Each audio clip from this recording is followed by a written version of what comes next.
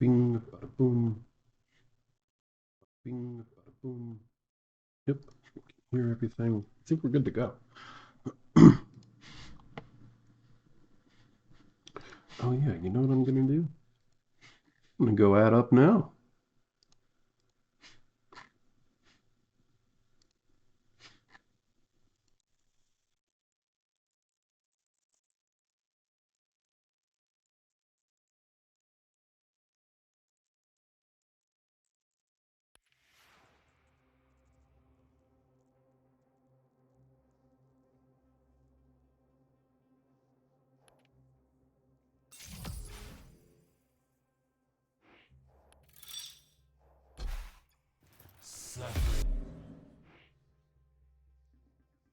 Go ahead. Oh, you know what? Let's see. Yeah, we'll try this out. Okay, I've added up. Interestingly, there's already someone else added up. That's pretty unusual this time of day. Maybe we can get something going. That'd be awesome.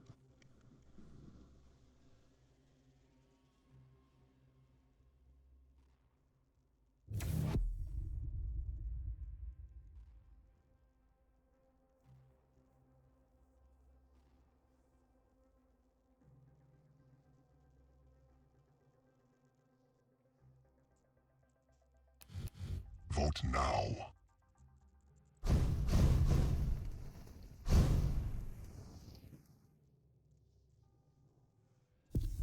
It's hard.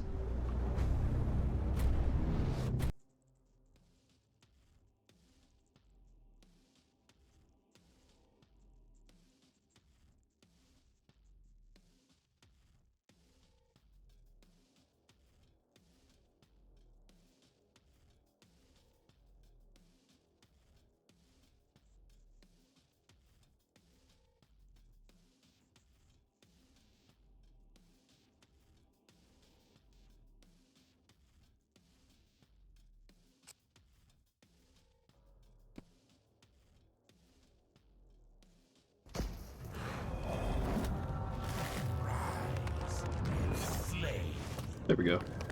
Got everything up.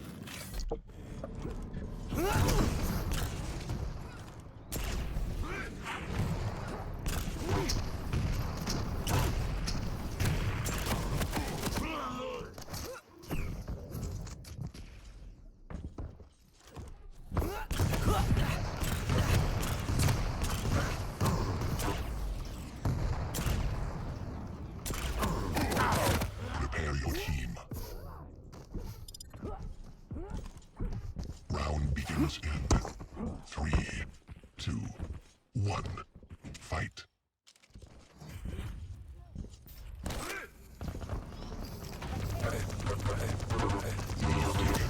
Suffer and die!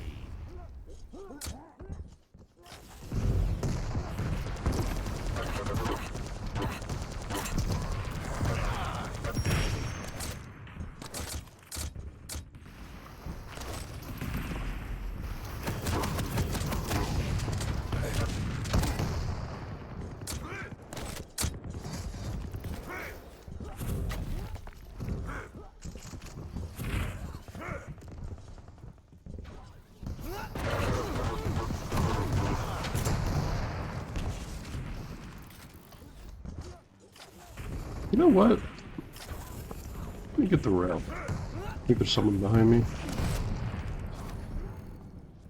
Pretty good.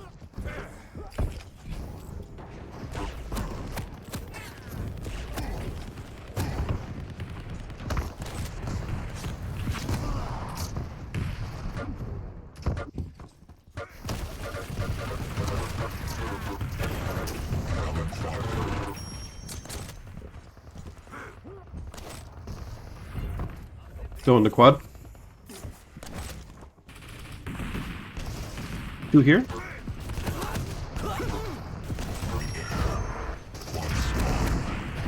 team has the quad. Enemy has the quad.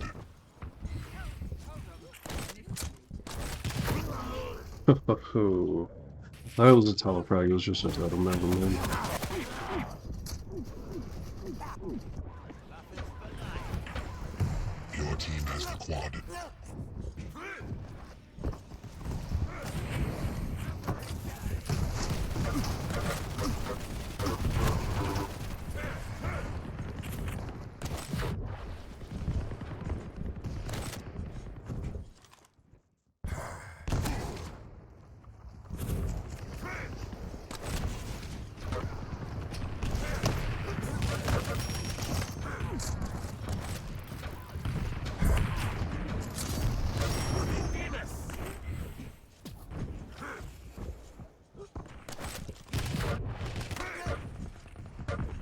Oh, I was like, how did I hit someone through the wall there?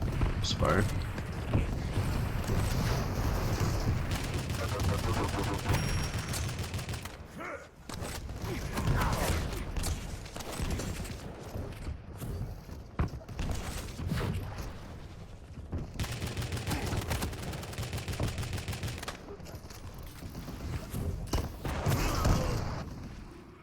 Hey, how's it going, guys? Thanks for tuning in. I've already added up for sacrifice and 2v2s. We'll just have to see how that goes right now. Just gonna get my dailies done. Maybe a few in the battle pass. We'll just see how it goes.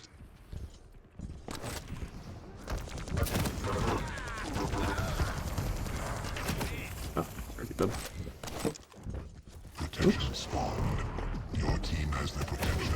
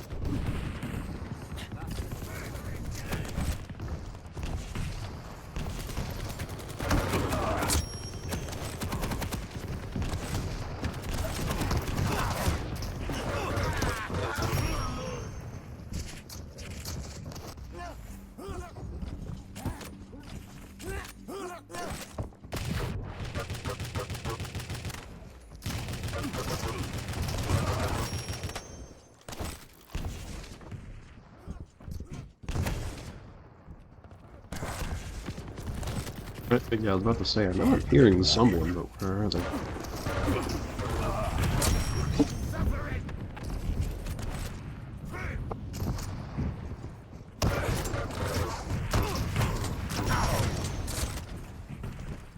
Incoming quad.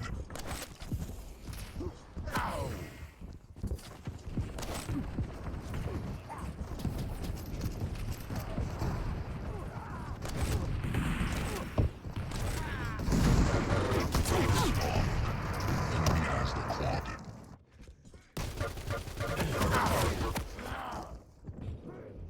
Assistant.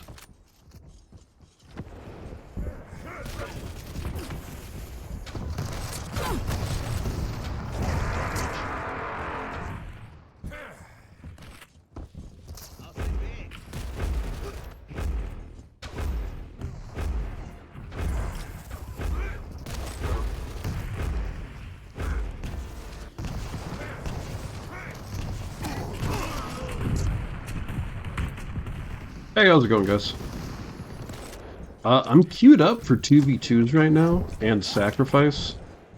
It's the NA Arena FPS Discord if anyone already is in there.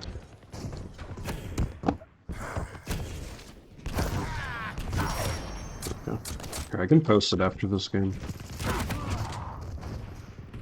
Or if anyone wants to duel or something, I'll do that too. Oopsie.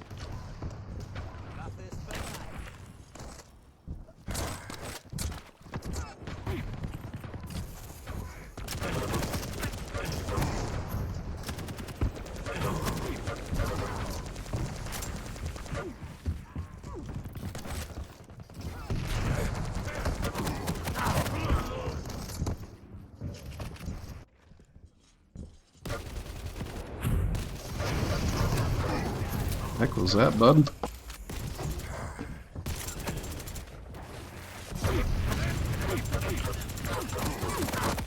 Incoming protection.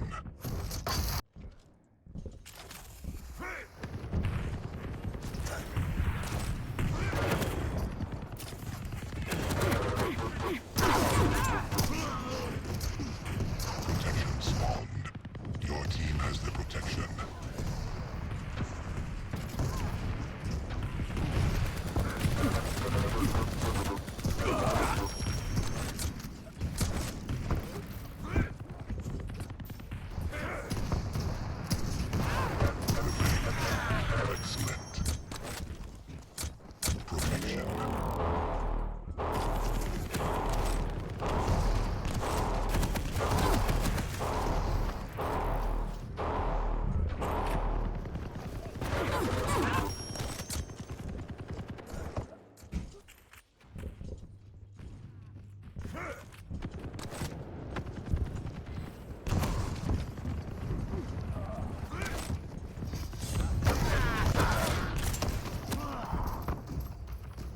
Turret saved him.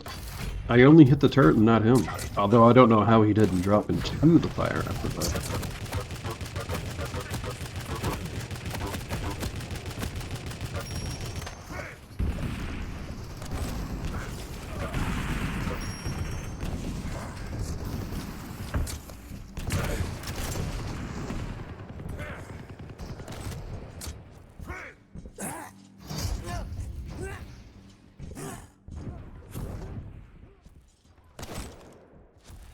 You win.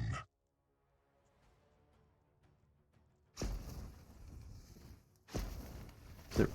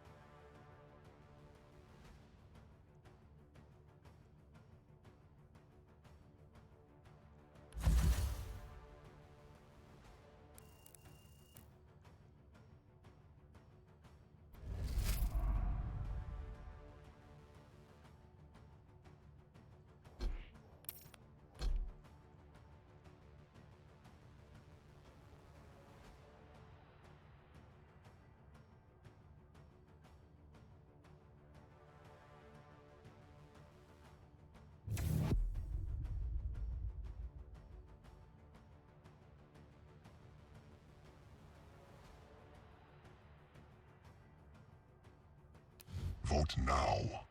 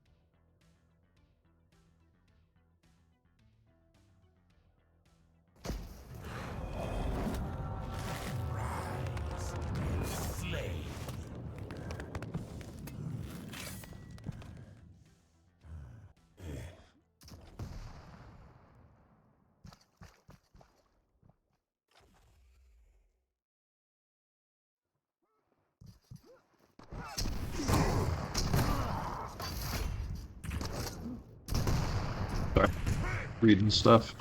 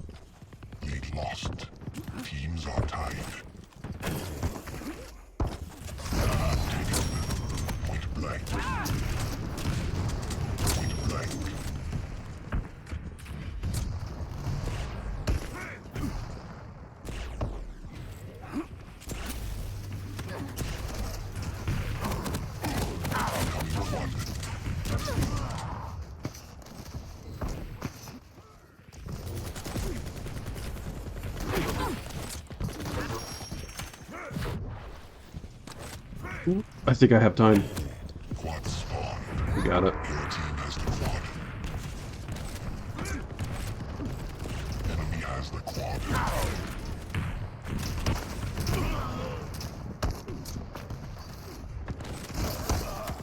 Headshot. Your team has the quad.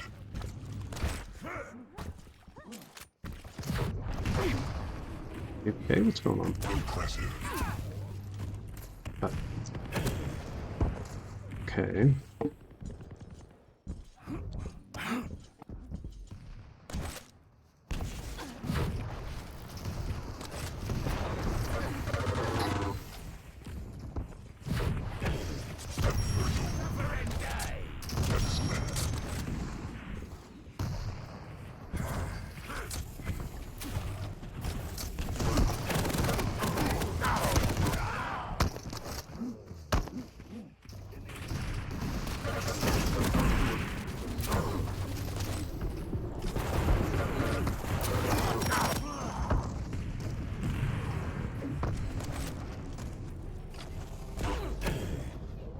Impressive.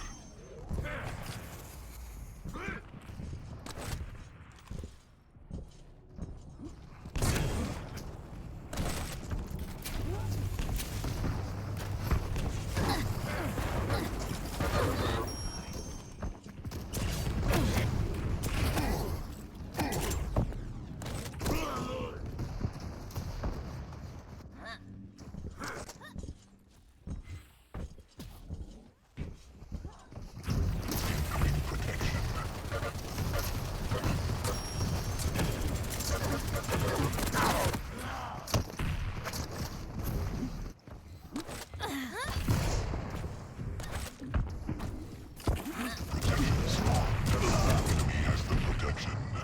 Point blank. Huh. Well, I guess no one gets them now.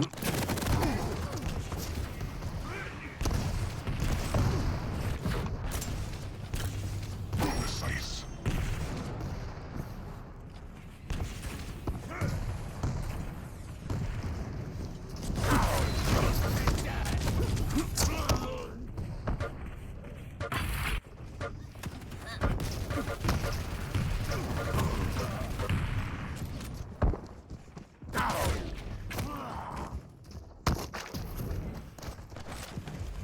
Revenge.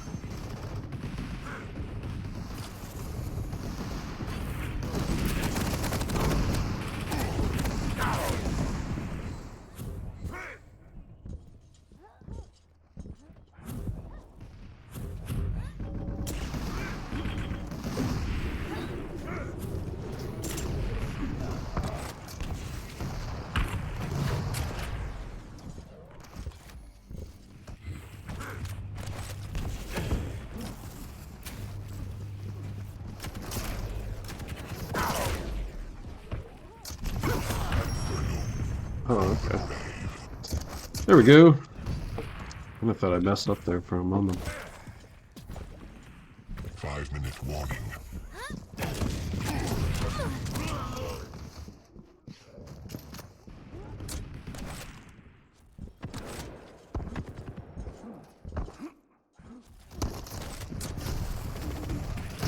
Incoming quad.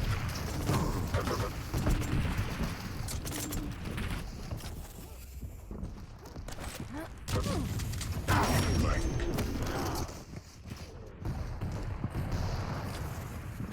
Quad spawned. Enemy has the quad.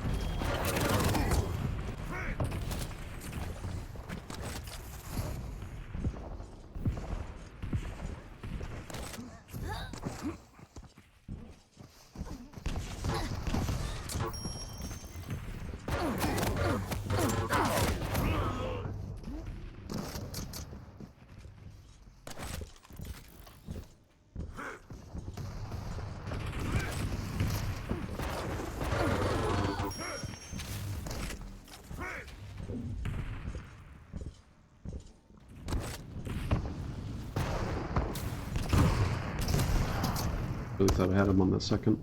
Incoming protection.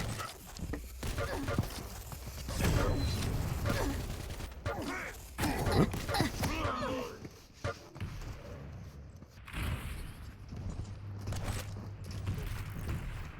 Protection spawned. She's very low if she Your gets that team rock. has the Okay, protection. good.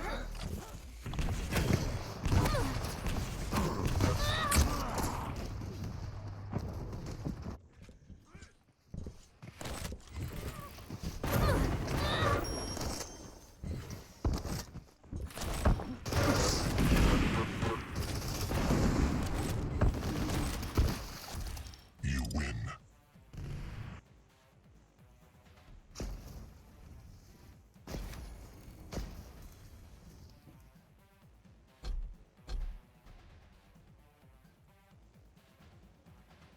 See how those games are looking.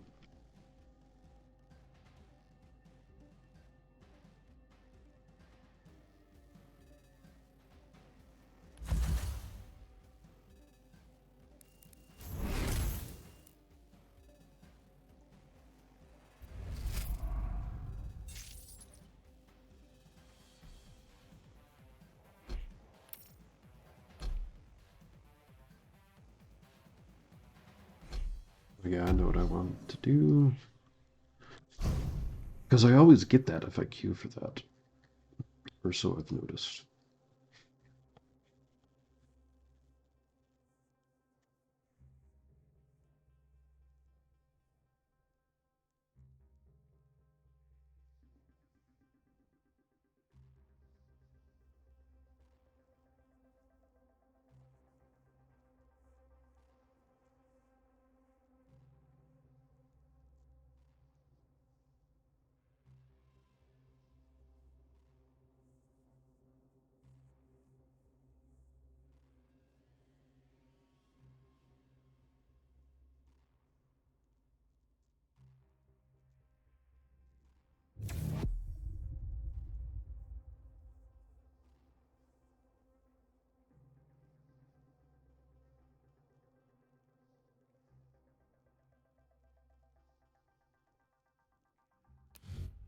Vote now.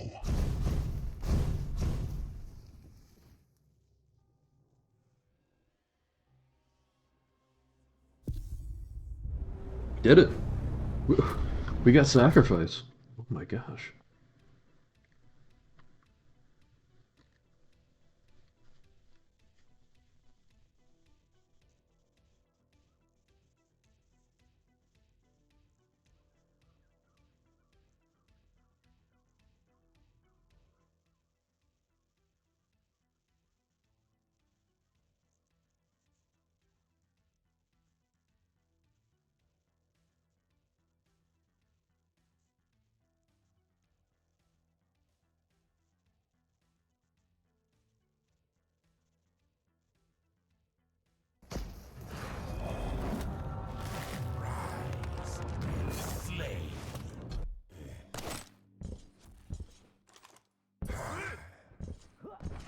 Prepare your team.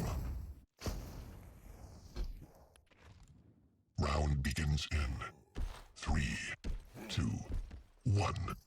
Round 1. Fight. Incoming soul.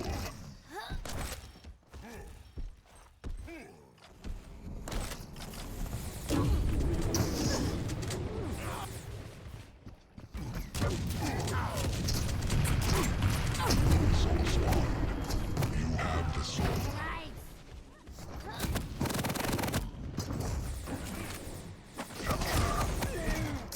Defend B. Defend B. It's Soul backside. lost. Soul lost.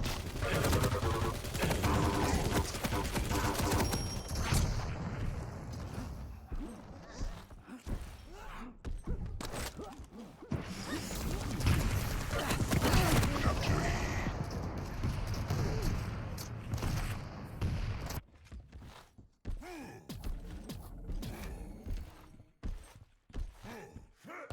Soul taken.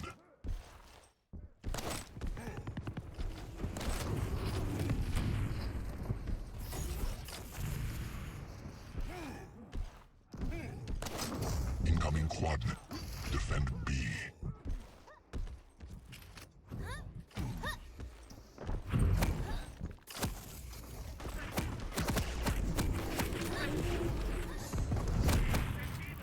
Quad spawned. Your team has the quad. Enemy has the quad. Party breaker. Quad damage. Back at base, where are they?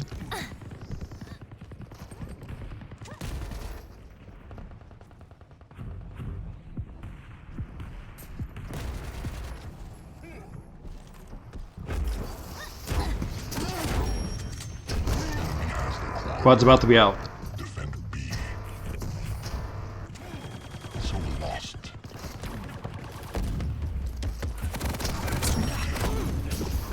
Excellent. Triple kill. Capture. Defend B. You have the soul. Defend B. Point blank.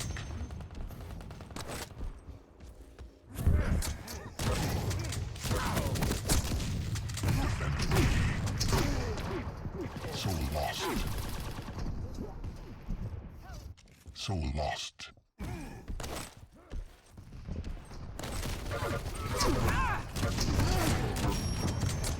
have the soul. That stairs shotgun. Lost. It's at rail right now. Crush them. You have the soul. Headshot. Through it.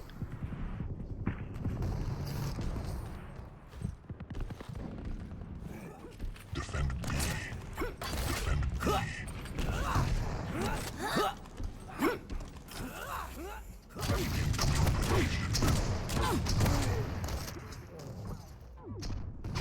Defend B. So lost. Defend B. Protection spawn. Your team has the protection.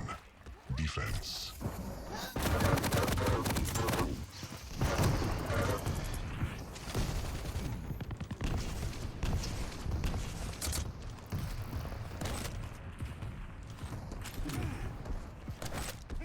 Enemy has the protection. Ooh. Defend B. So lost. Backside right now. It's going to heavy.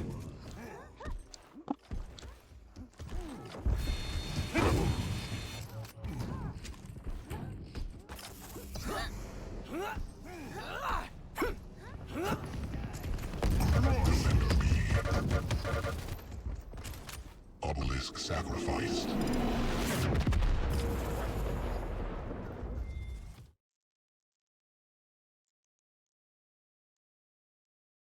Round 2. Fight. Hey, I disagree. But I can go for the other base if you want. Soul. Tank.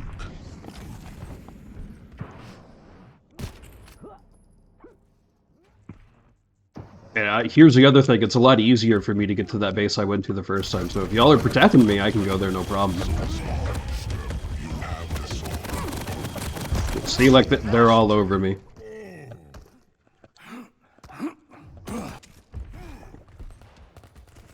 Capture A. Yeah, I see, this is why I disagree. Like, where was my team? Like, seriously, where was that guy saying this base is better? He wasn't helping me, that's for sure. Excellent. Revenge. Soul taken. Combo kill.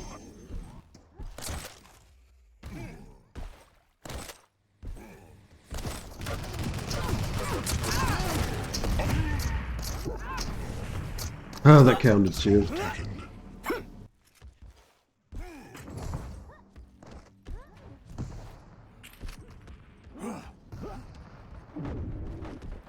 Incoming quad. Defend B. Nice job. Defend B. So lost. Capture. Defend B. Quad spawned. Enemy has the quad.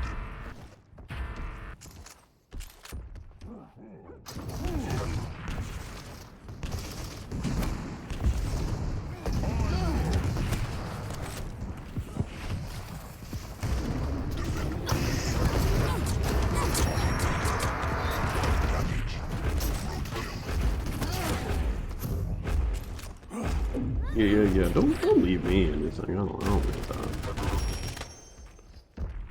Quad's out. Oops.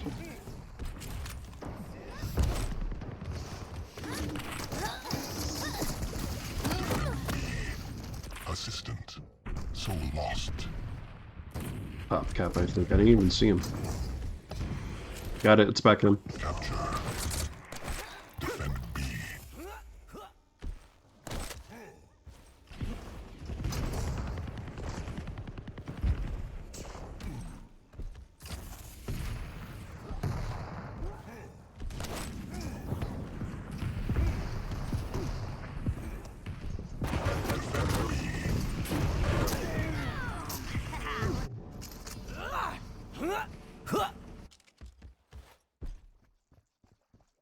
Stopwatch. Defend B.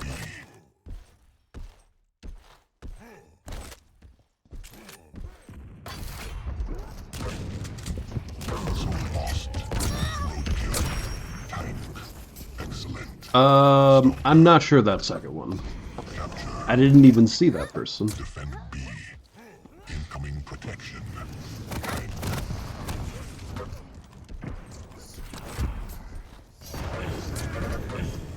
Defend B. Protection spawned.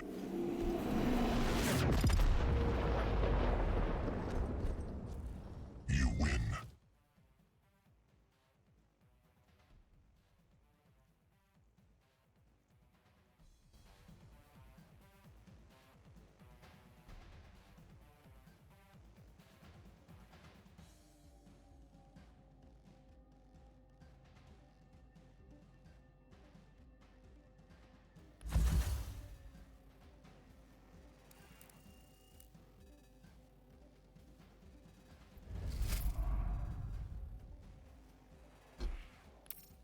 See, it's fun when you can do other stuff.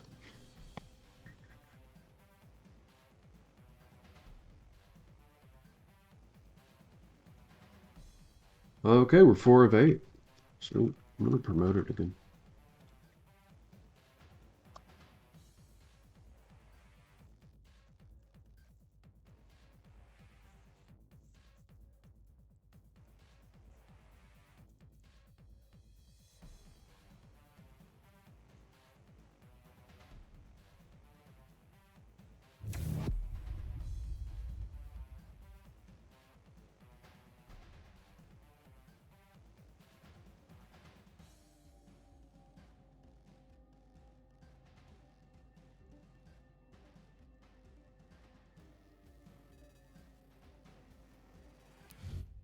Vote now.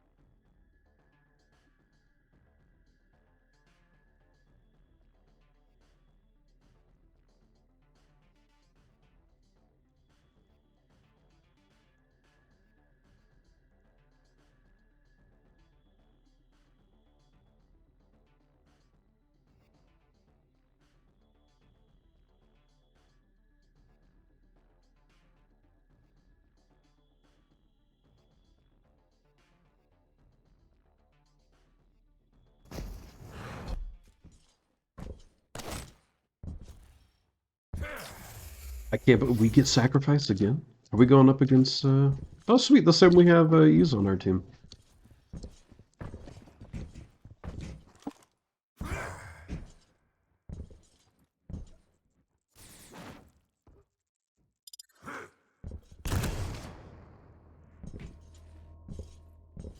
Prepare your team. Round begins in 3, 2, 1. Round 1. Fight. Incoming soul. Uh-oh. First blood.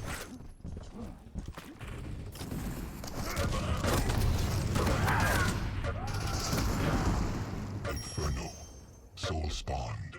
From the grave. Soul taken. Defend B.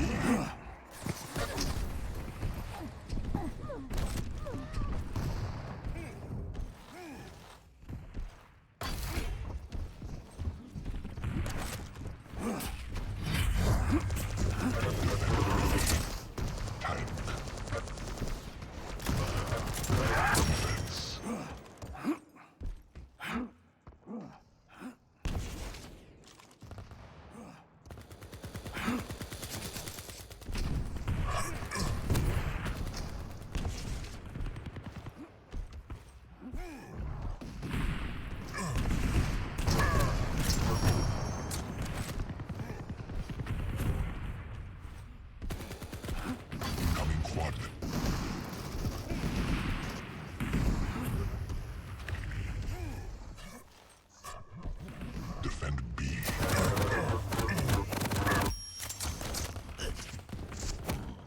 Quad spawned.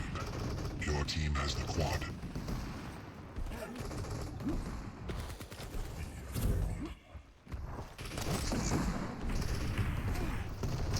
Defend B.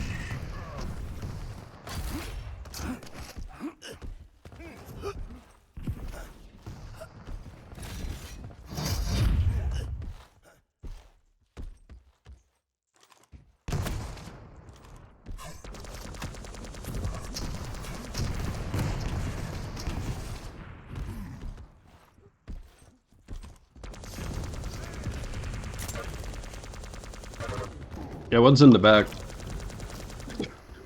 Why did he go forward? He didn't have to do that.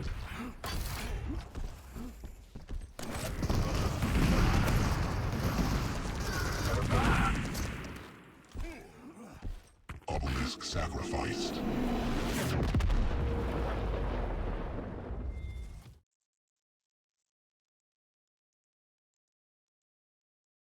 Round 2. Fight. Incoming soul. Coming at you.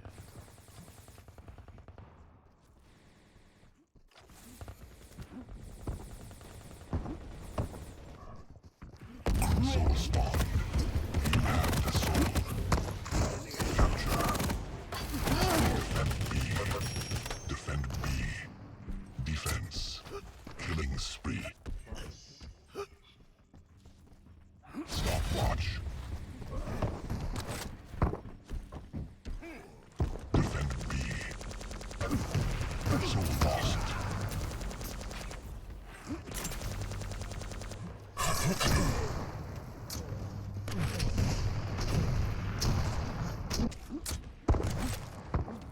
Defend B.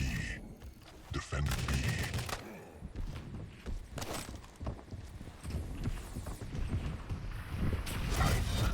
Stopwatch. So lost.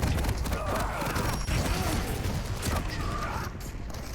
Defend B. Incoming quad. Defend B.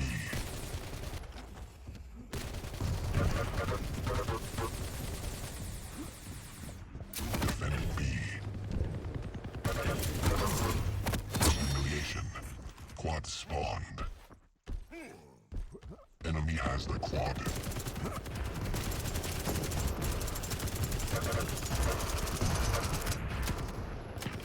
Oh, what? When did I get those? Enemy has the quad. Defense. Party breaker. Enemy has the quad. Enemy has the quad. Defend B. So lost. Your team has the quad. Enemy has the quad. Capture. Defend B. Defend B. Defense. Mid-air.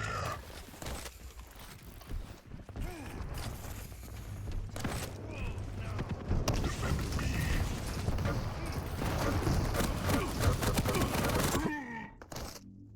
So lost.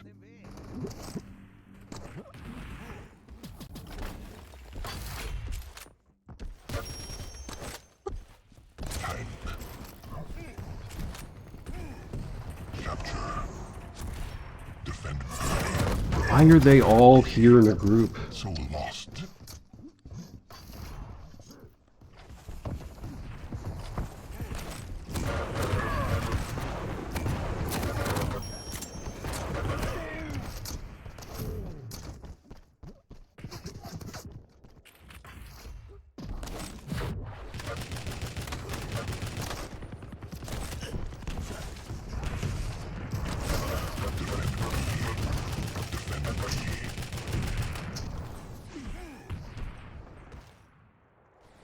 Incoming protection. So lost.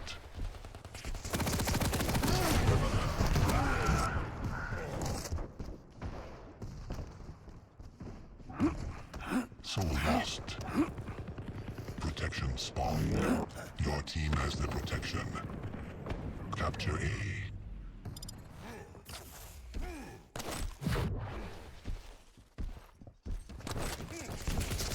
Soul taken.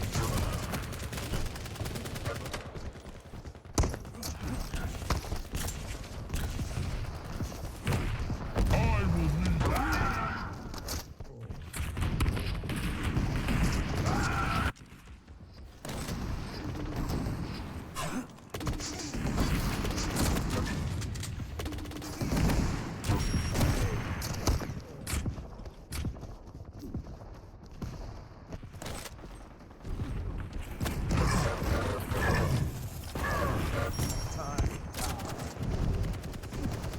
Soul taken.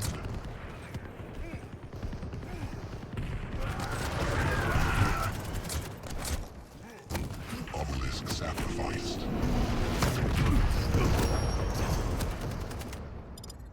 You win.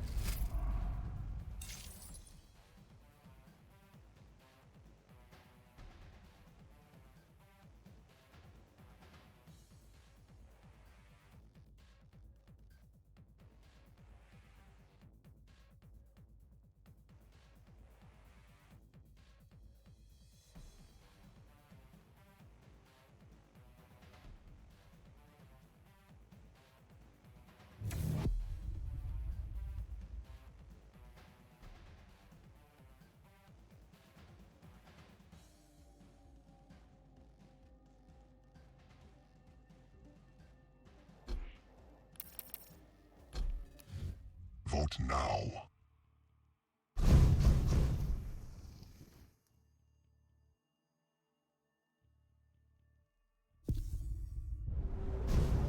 Looking at my plug setup, I'm trying to figure out how I'm going to get everything to QuakeCon. It looks like people are saying you get 2 outlets and they don't like you using strips. I was thinking about doing 2 monitors, but I guess if that's the case, I'll have to do 1.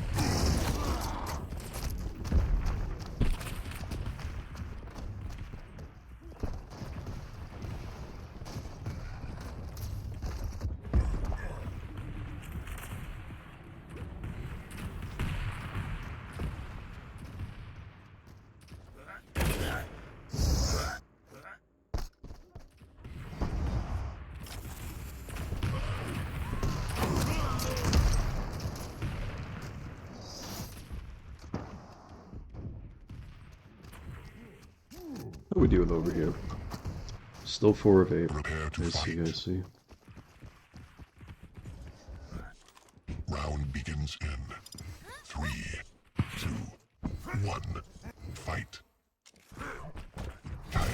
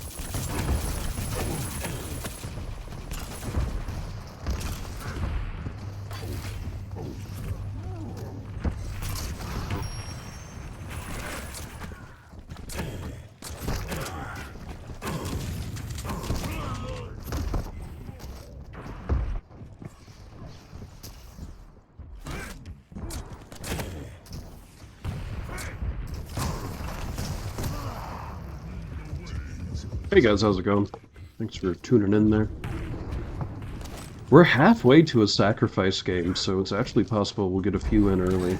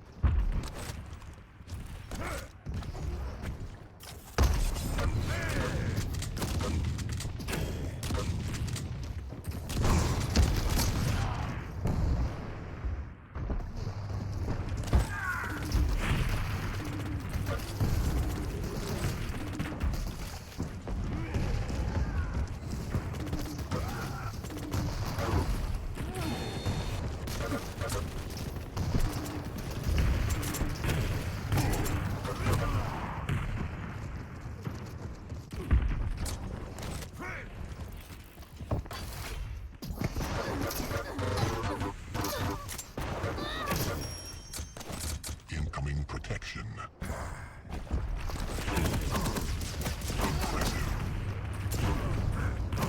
Impressive.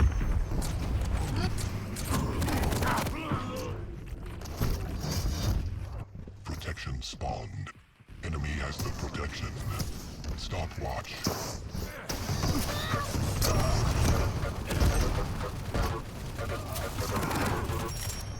Enemy has the protection.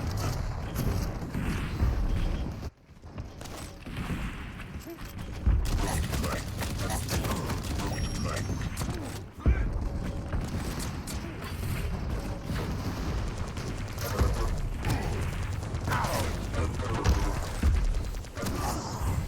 What?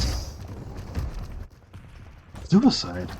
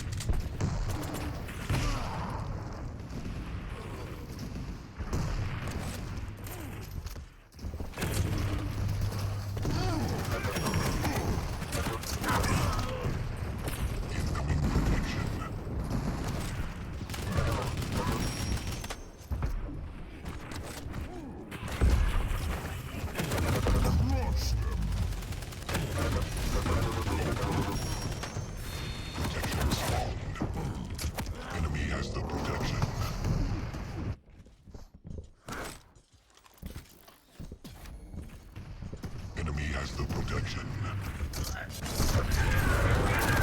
Showstopper. Denied. Enemy has the protection.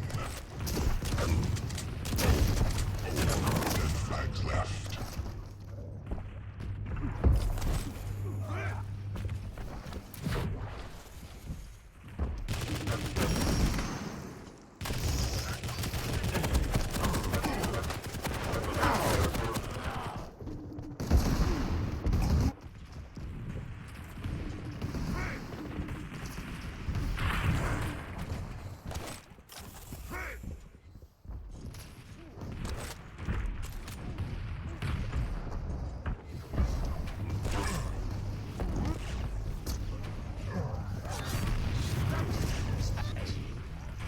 Denied. Impressive. Headshot. Combo kill. 1 minute warning.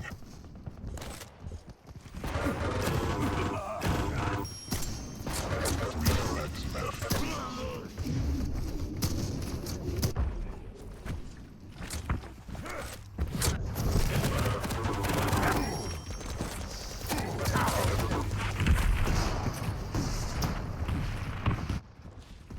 Two frags left. Incoming quad.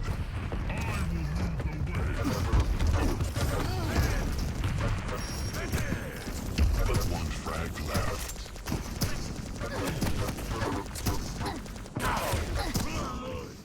Quad spawned. Third place.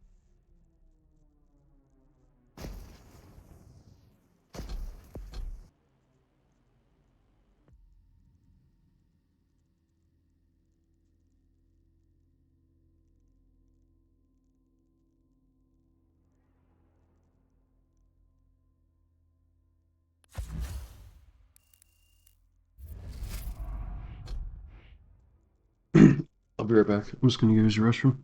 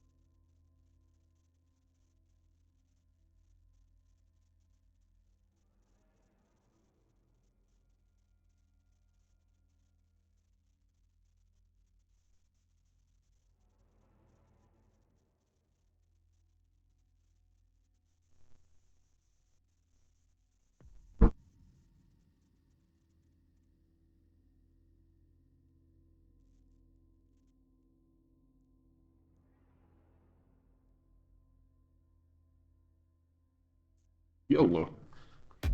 Let's get back in queue. And also, how's that Discord looking? Still 4 of 8. Still 4 of 8.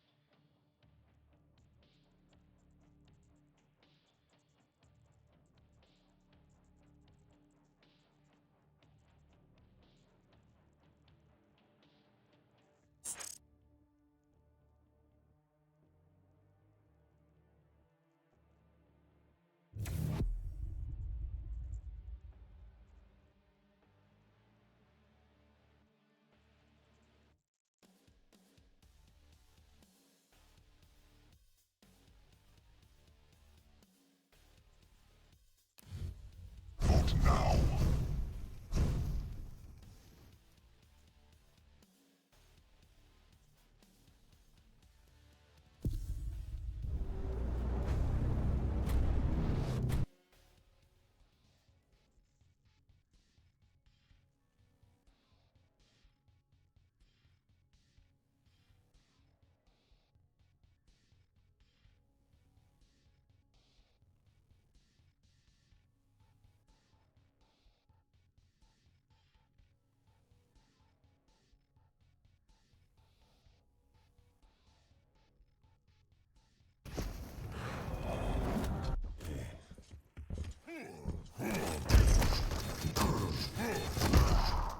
Alright, I see.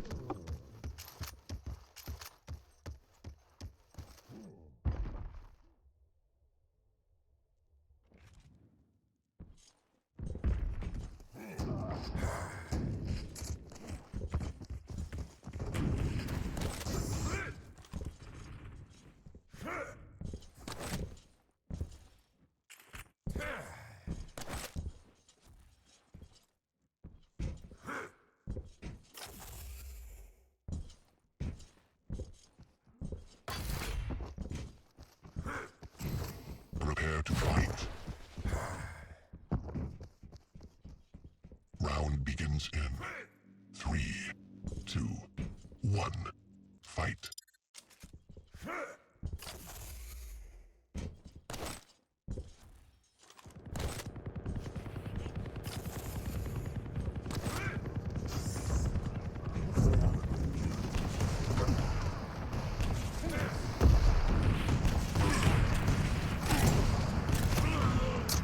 Missed them all. I think I actually got one this time.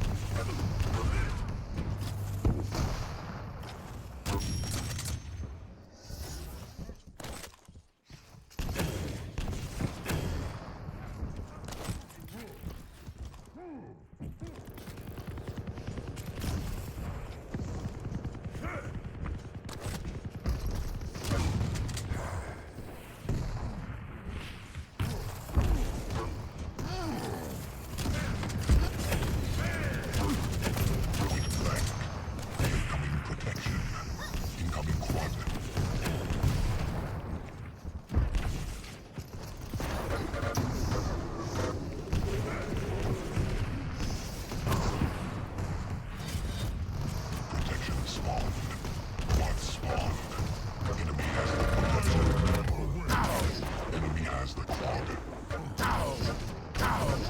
Party breaker. Ha! Die hard.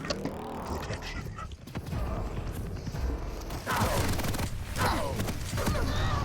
Enemy has the protection.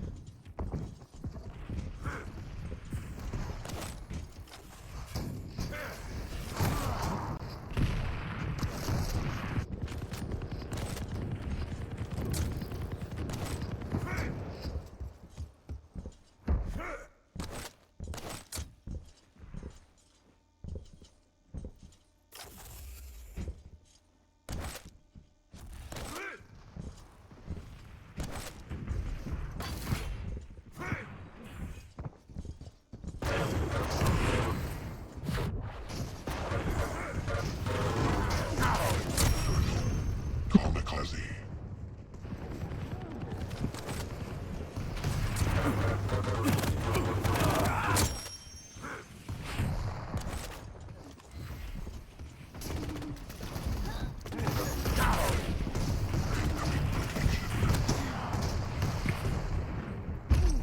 Incoming quad.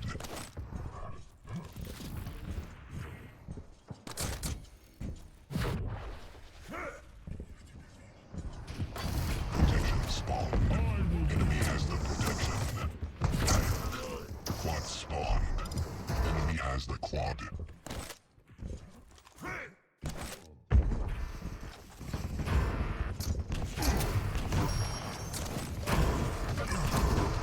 Party breaker. From the grave. Enemy has the quad.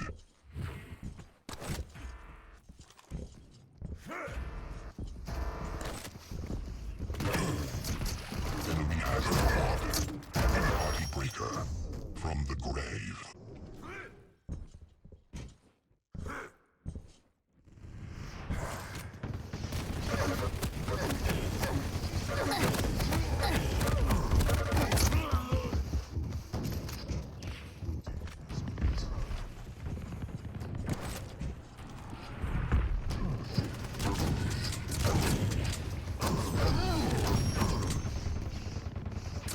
Excellent. Enemy has the quad.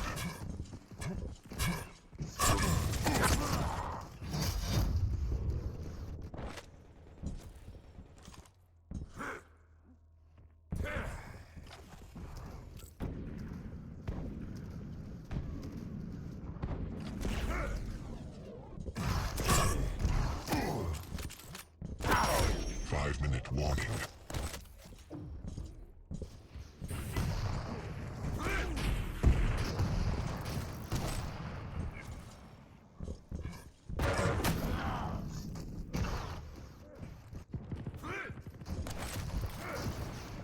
Incoming protection. Incoming quad.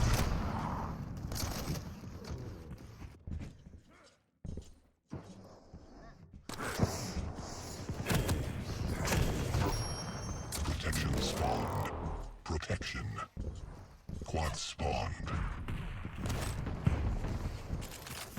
Enemy has the quad.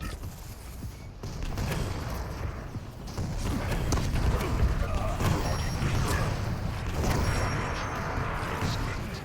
Triple kill. Killing spree. Excellent. Denied. Revenge. Power up massacre. Triple kill. Leave tied.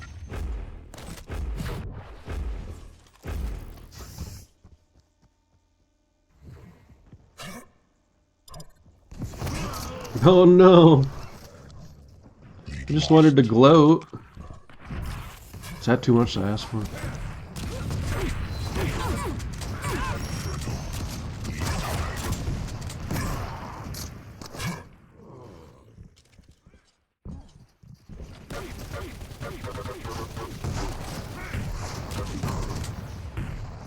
Lead taken.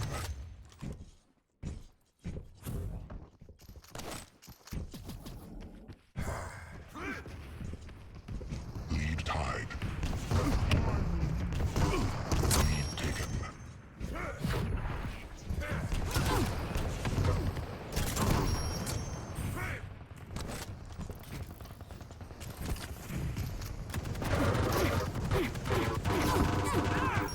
Excellent. Killing spree. Incoming protection.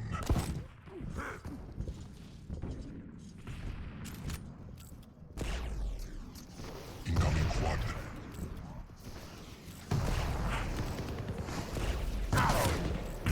Protection spawned. Enemy has the protection. Quad spawned. Enemy has the quad. Protection.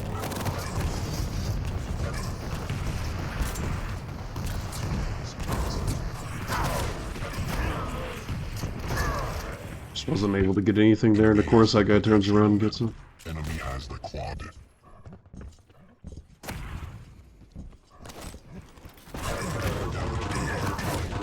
Revenge.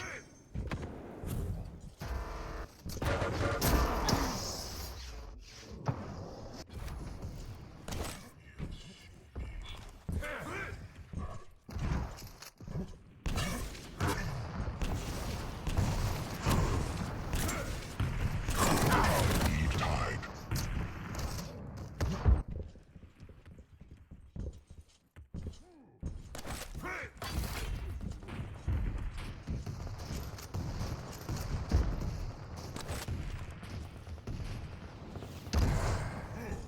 Lead lost. Lead tied.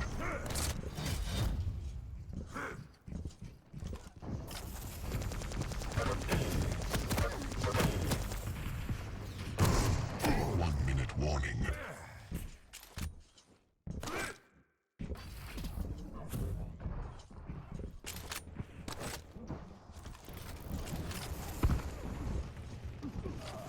Lead lost.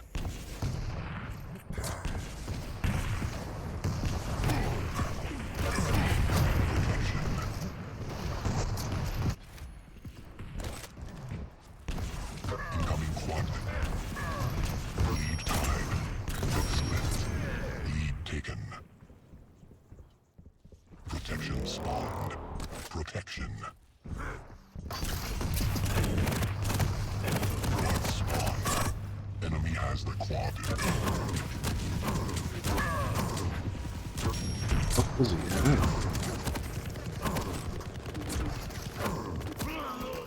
Lead tied. Sudden death. Lead lost. Second place. Hey guys, how's it going? Thanks for tuning in. Well, I was hoping we'd get some sacrifice games in. That still may happen. We have like 4 of 8 currently. But until then, I'm just trying to get my dailies and my battle pass stuff going.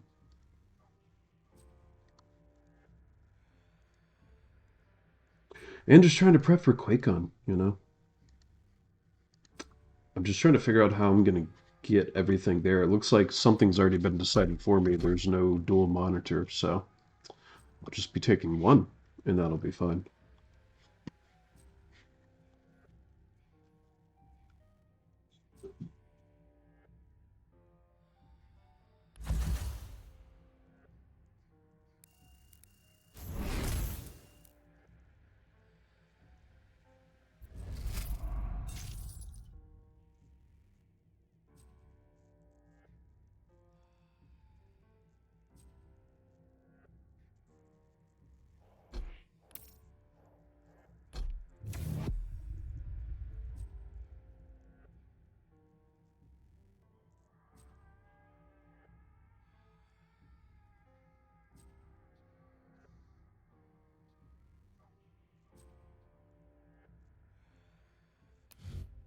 Vote now.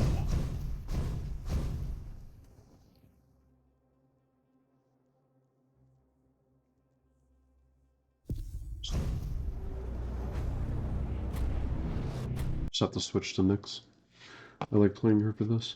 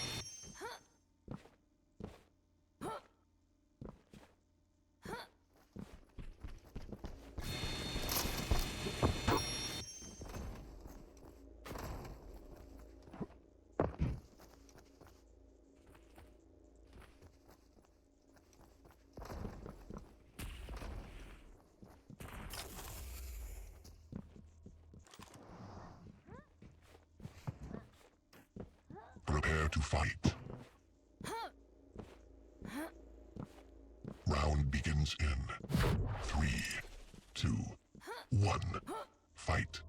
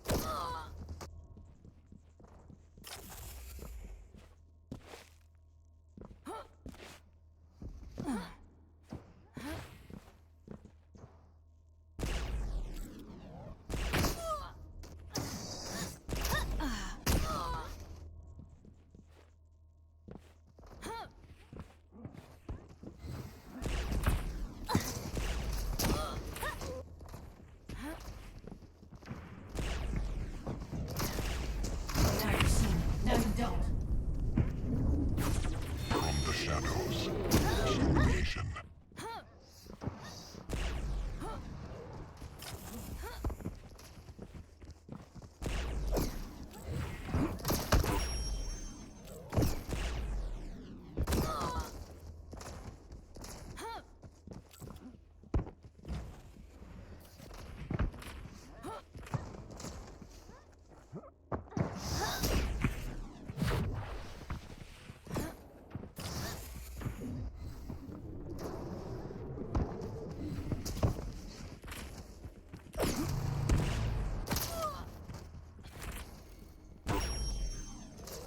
Impressive. Revenge. Excellent.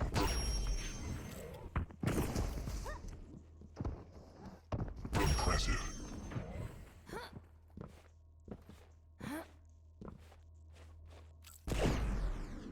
Killing spree. Impressive. Excellent. Netmaster. Impressive.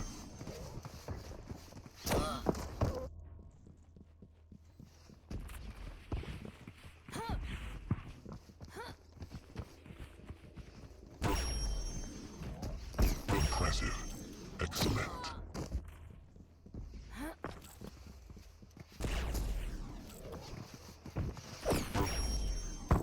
Impressive. Excellent. Impressive. Excellent. Lead tied.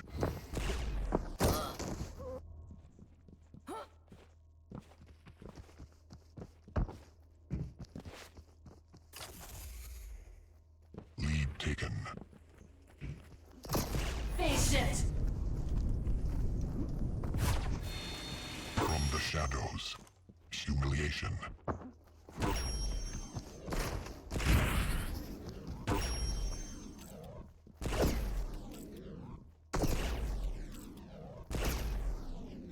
Railgun God.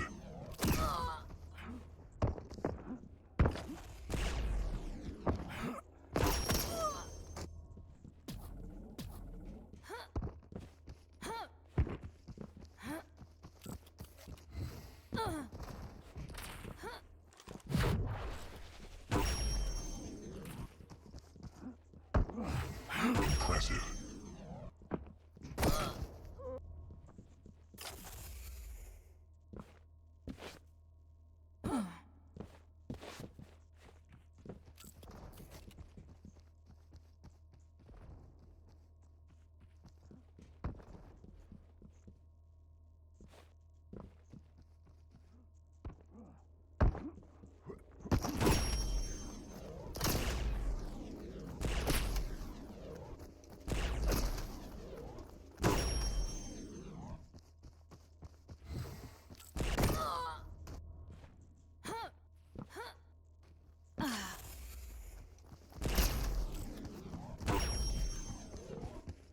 5-minute warning.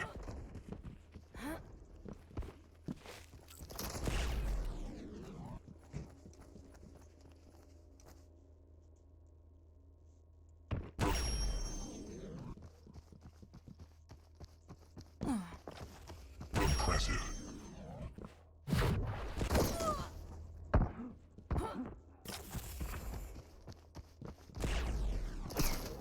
Damage dealer.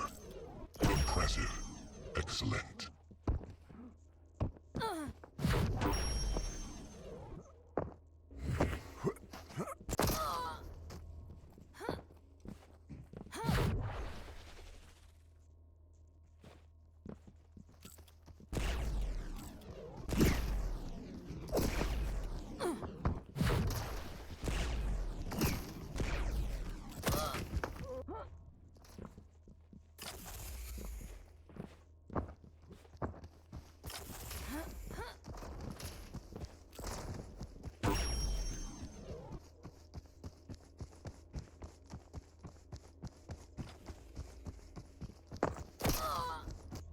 There's someone below me just like stepping.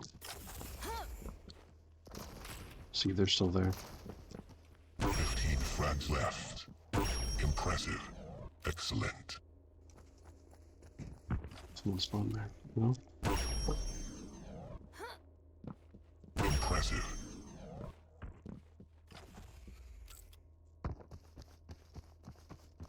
Killing spree.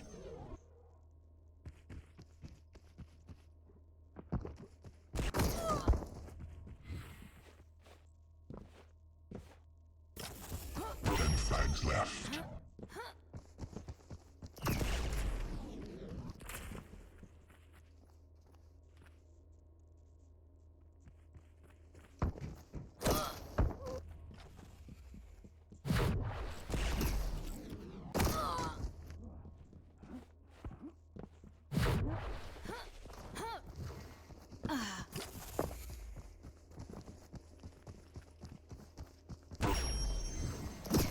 Where?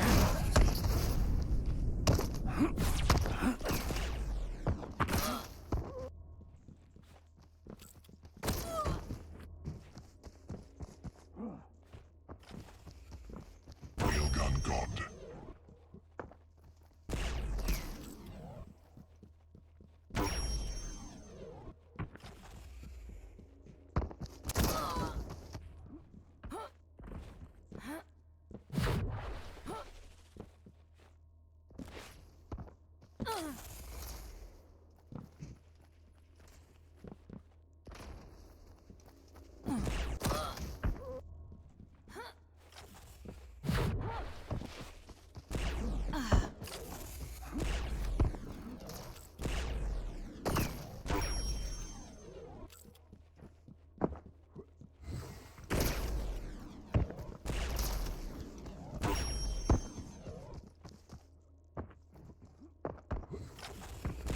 Shadows hide me. From the shadows. 3 frags left.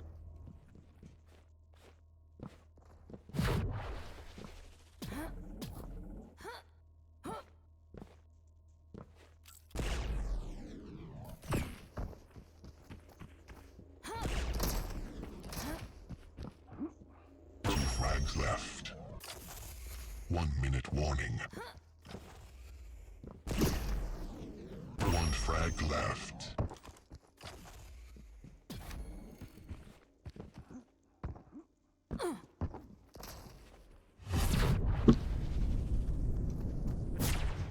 From the shadows. Humiliation. First place.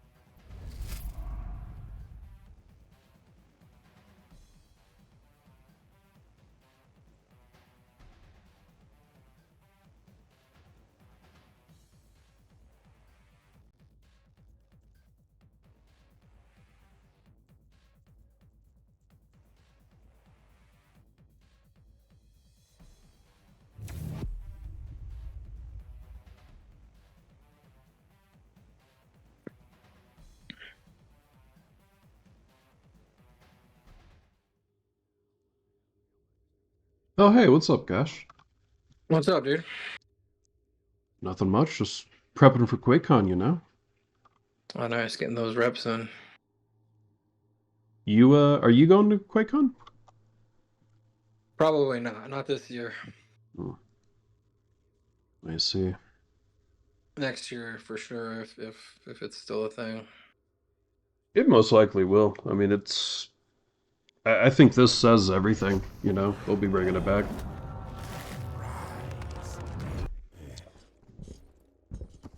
But I have been the whole next exactly has been marinating in my brain.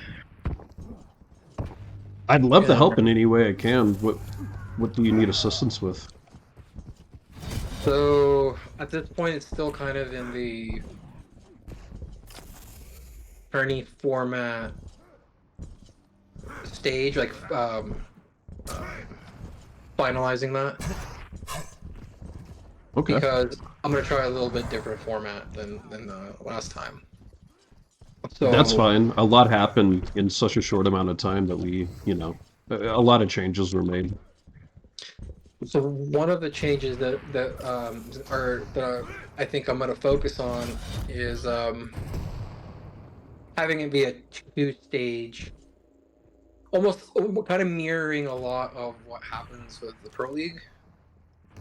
So my idea is to have like a challengers tournament, if you will, and that's going to be a 1-day tournament, and Prepare it'll to be fight. open signups, so anybody can sign up. Okay.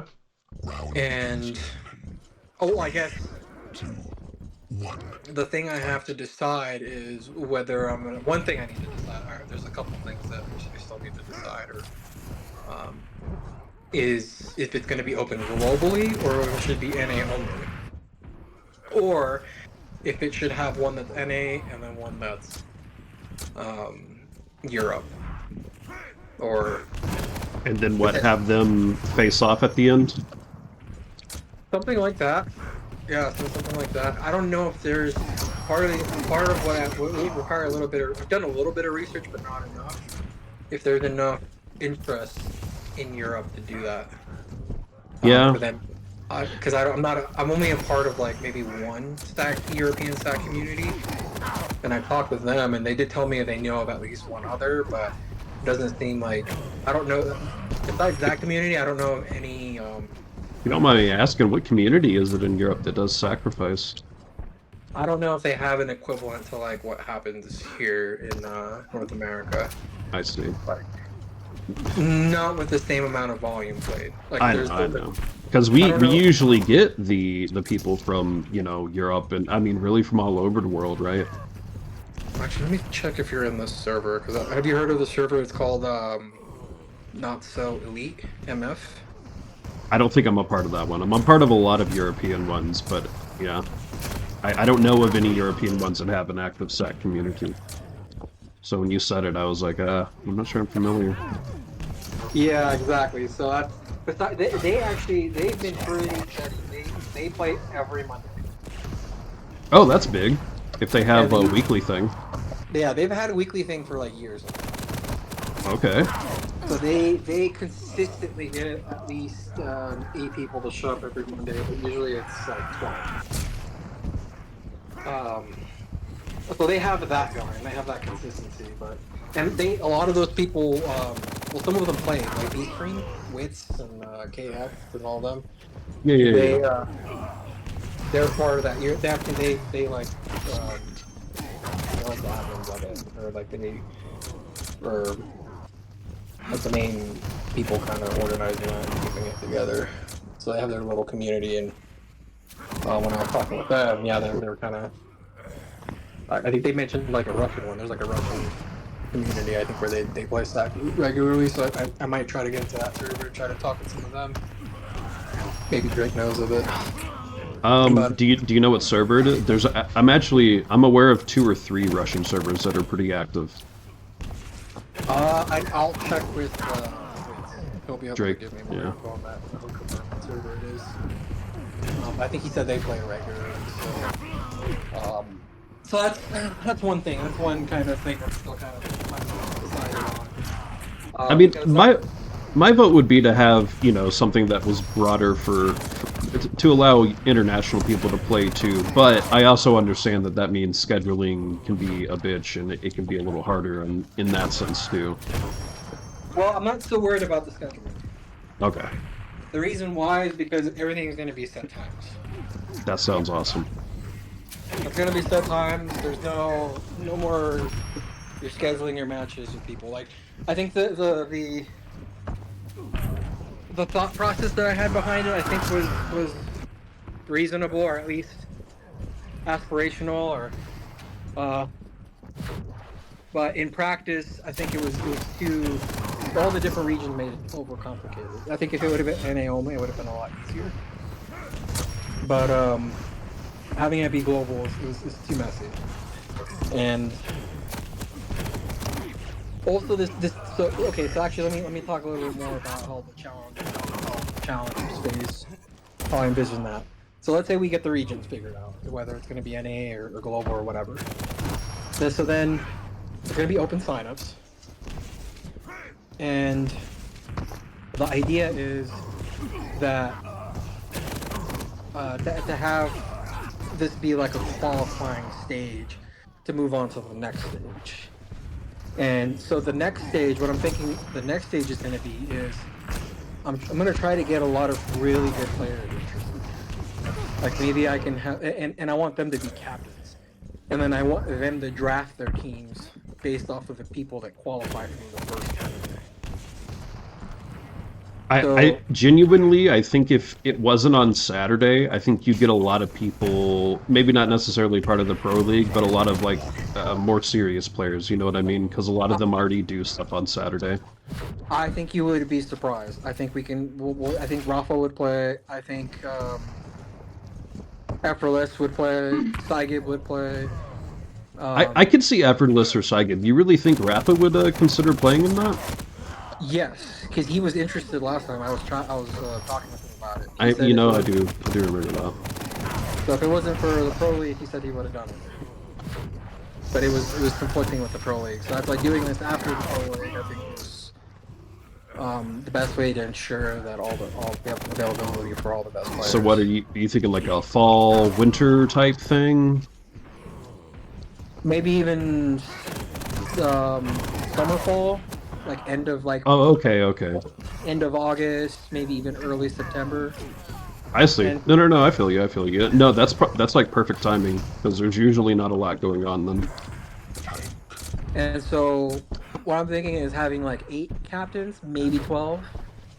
So yeah, imagine like Fluff is the captain, Side Gibbs is the captain, Effortless is the captain. Maybe I can get Chain, um, other players of that caliber. Maybe Yenum will play.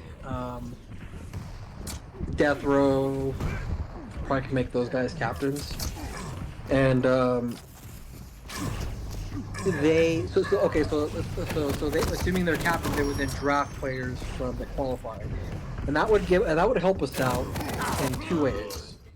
So let's talk about more about the qualifying before I get into how that would lead to a potentially more competitive and um, like a tournament where people are more invested and have more reason to show up and be on time and make this like prioritize it a little bit more because what I've noticed is like people want to play with those types of players, particularly people that are pretty play stack really regularly. Like they want to play with these guys because they're really good. So, but also I don't want to have like a bunch of people that like don't know how to play or like simply sign up because they think it sounds fun. And I'm not against that either. I think I don't necessarily want to exclude those people because a lot of people aren't going to qualify. Like especially if we have 70, 80 people sign up. Um, okay, so let's talk about what it means to qualify. So open signups. I think an unlimited amount of people can sign up. And what I was thinking was like it'll be a draft. It'll be a 1 day tournament. And well, it could be a draft. Actually, that's another thing that I need to decide is whether it would be a draft or whether I would use try to use the bot that Lezius made or the algorithms that he made that kind of calculate an elo that's based off of either how effective you are at killing or earning a score or an objective score. It uses these from like the API, so we could use that or simply handpick the teams. Be like, okay, I'm going to decide what the teams are. Um, Yeah. but ultimately, well, it's so I do want to have like an incentive to win. And what I'm thinking the incentive is the team that wins the whole thing, they all qualify. All 4 people on the team qualify. Second place, 3 people qualify. And then third place, well, I might do the same thing actually. Second and third, they both get 3 people that qualify. But then after that, only 2 people per team qualify. And what does it mean to qualify? So I think the metric I'm going to use is what was your score, and then average that out, and then the top 2 people of each team that have the highest score, they get to qualify. Do That you way, think that would cause, I don't know, bad blood or animosity towards people a part of the same team? You know what I mean? Like if they're almost competing against each other? so well, kind of elaborate a little bit more. What do you mean by Okay, that? go. Well, I don't know. I mean, you're on a team and then only 2 of you from that team get picked. You don't think that's gonna, like, maybe irk a few people? Like, well, what do you mean? You know, I was on that same team. Maybe I'm just overthinking it. Well, here's the thing. So there's going to be some good. There are going to be some good people on teams that yeah, their team doesn't go very far, and it could be because some of the other players on their team, you know, didn't do the best or they weren't like kind of I don't know. I guess No, I see what you're saying. I see what you're saying.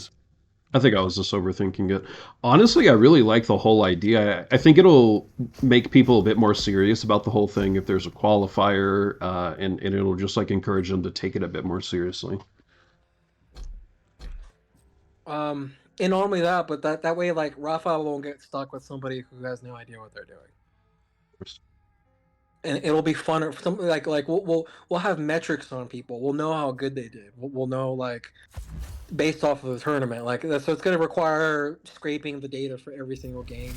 I think I'm going to require people to.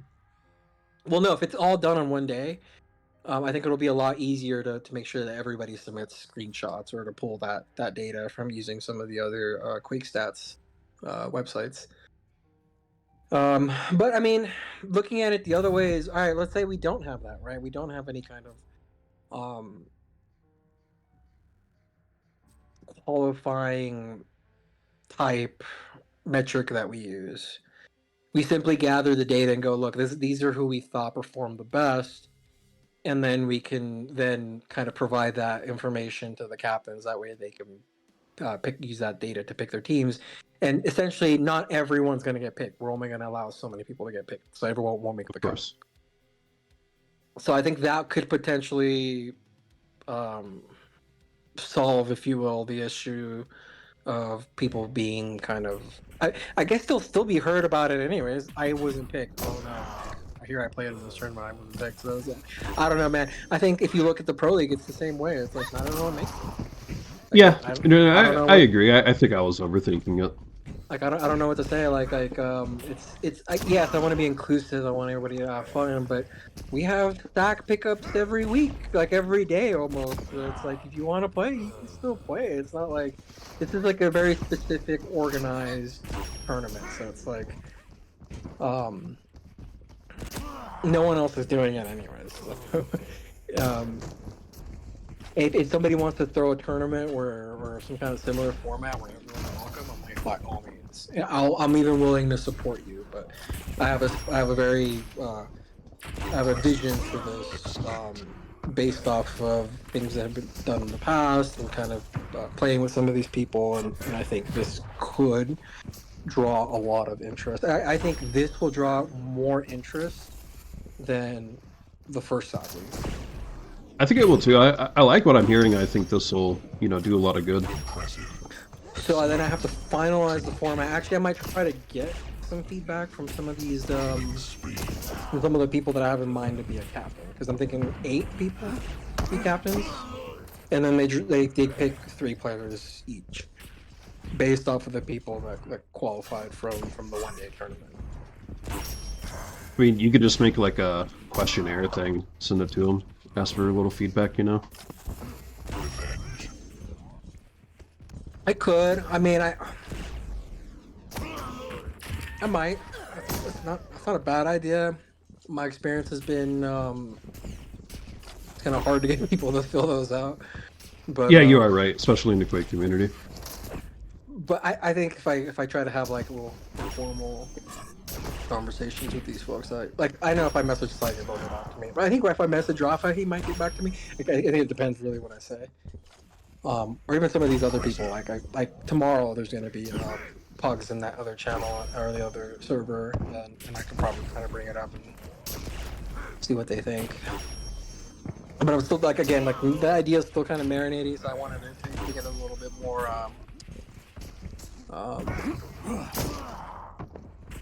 Really finalized, if you will, or kind of really refined. So that way it's easier for me to explain what I have in mind, and less of because I think it's good enough to where what I have so far is good enough to where it's like, all right, it's not about changing the whole thing. It's like, all right, how about these little things? Is it going to be global? Is it going to be NA only? Is it going to be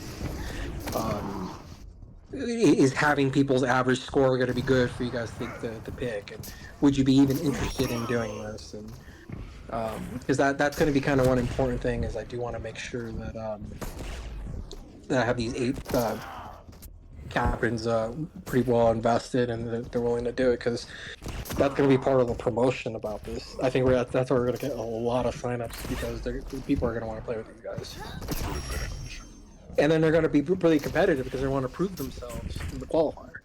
So they're going to play really hard, right? Because in part of getting a good score isn't only getting frags. Like you get points for defending the obelisk and for capping and things like that. So Yeah, like even if I was to play, there's a big chance I wouldn't qualify because a lot of the people that play in the community are really good, and I don't know what kind of team I would get on. And honestly, I don't even know if I'm gonna play. That's still kind of I'm not sure. Probably not actually. I I'd think it would be best if I I'd didn't. kind of prefer not to. I'd kind of like to focus more on you know, behind the scenes stuff, the stream, promoting it, things like that, if that's okay. Well, so talking about that, Impressive. um, Excellent. doing a 1 day tournament's easy. As far as so that would casting that would be similar more to like how challenges were casting. It's gonna be a lot more informal. It's gonna be whenever games are done. We're gonna have to kind of we'll have to talk with all the different teams, find out where they're at, and you can try to get into one of those games so you can cast it. But then once it gets past that, past the qualifying stage, past the draft for the qualifying for the next stage. Oh, so for the next stage, it would be a round robin. So what I'm thinking is, so if it's 8 teams, it's going to be 7 weeks, and then playoffs. That's to be determined still. That's something I need to figure out is whether I want it to be like if it mirrors the pro league format. It would be where there's like a double elimination tourney or something like that, or like a 2 stage tournament. Because there's the group stage that qualifies to like the second day, and then everybody who's in like the lower end of the bracket, they're like, well, I guess you could call it like the losers bracket, if you will. Yeah, that's essentially what it is. It's essentially almost like a double elimination. We're right now in the pro league, like all the bottom 8 players, I think is what it is. They're all in like this. They all play the first day, and then they play with all the other top 8 players. So we can have a similar format where it's like, all right, the bottom 4 teams would then play each other, and then from those maybe like I 2 really like teams that effect with the advance, and smoke. then that's those 6 teams where it's going to be. We could do single elimination or even double elimination tournament. So then overall, I think it might be like Vote around. now. No, it could be 8 weeks. It could be 8 weeks. So you can have the first stage be like on a Saturday, and then the next second stage be on a Sunday. So those games, though, before that, the 7 weeks. Yeah, my idea is okay. So if we have 8 teams, that's 4 games every weekend, and then have those at set times. Now, I think that maybe 2 games per set is going to be ideal because set games take a lot longer than duel. I know they play 3 games, but those games are much shorter than set games. Yeah. Set games could easily take 30 minutes each. So I think budgeting an hour for 2 games played, win or Seems about lose, right. that'll hopefully stay within that hour, or if it elapses a little bit, that's fine. But that way, those 4 games are played. Here's your time you're gonna play, and that also makes it more like I think people will be invested like exactly because I'm sure if you like or the pro league, so I'm sure if you have your game like at the end, because I think they usually play like 4 or 5 different games. You're probably still watching those earlier games. You're probably still like invested. You're wanting to see how other people do. So that I think is that way, and that'll make it easy for casting. For and then I think if all of this happens, I would try to maybe we can get our. So I think Cheftastic has really high production quality. So I think Rob would be super interested. And if we can have like a similar type of kind of mirror what the SAC League does in terms of their productions. 1. Fight. Of course.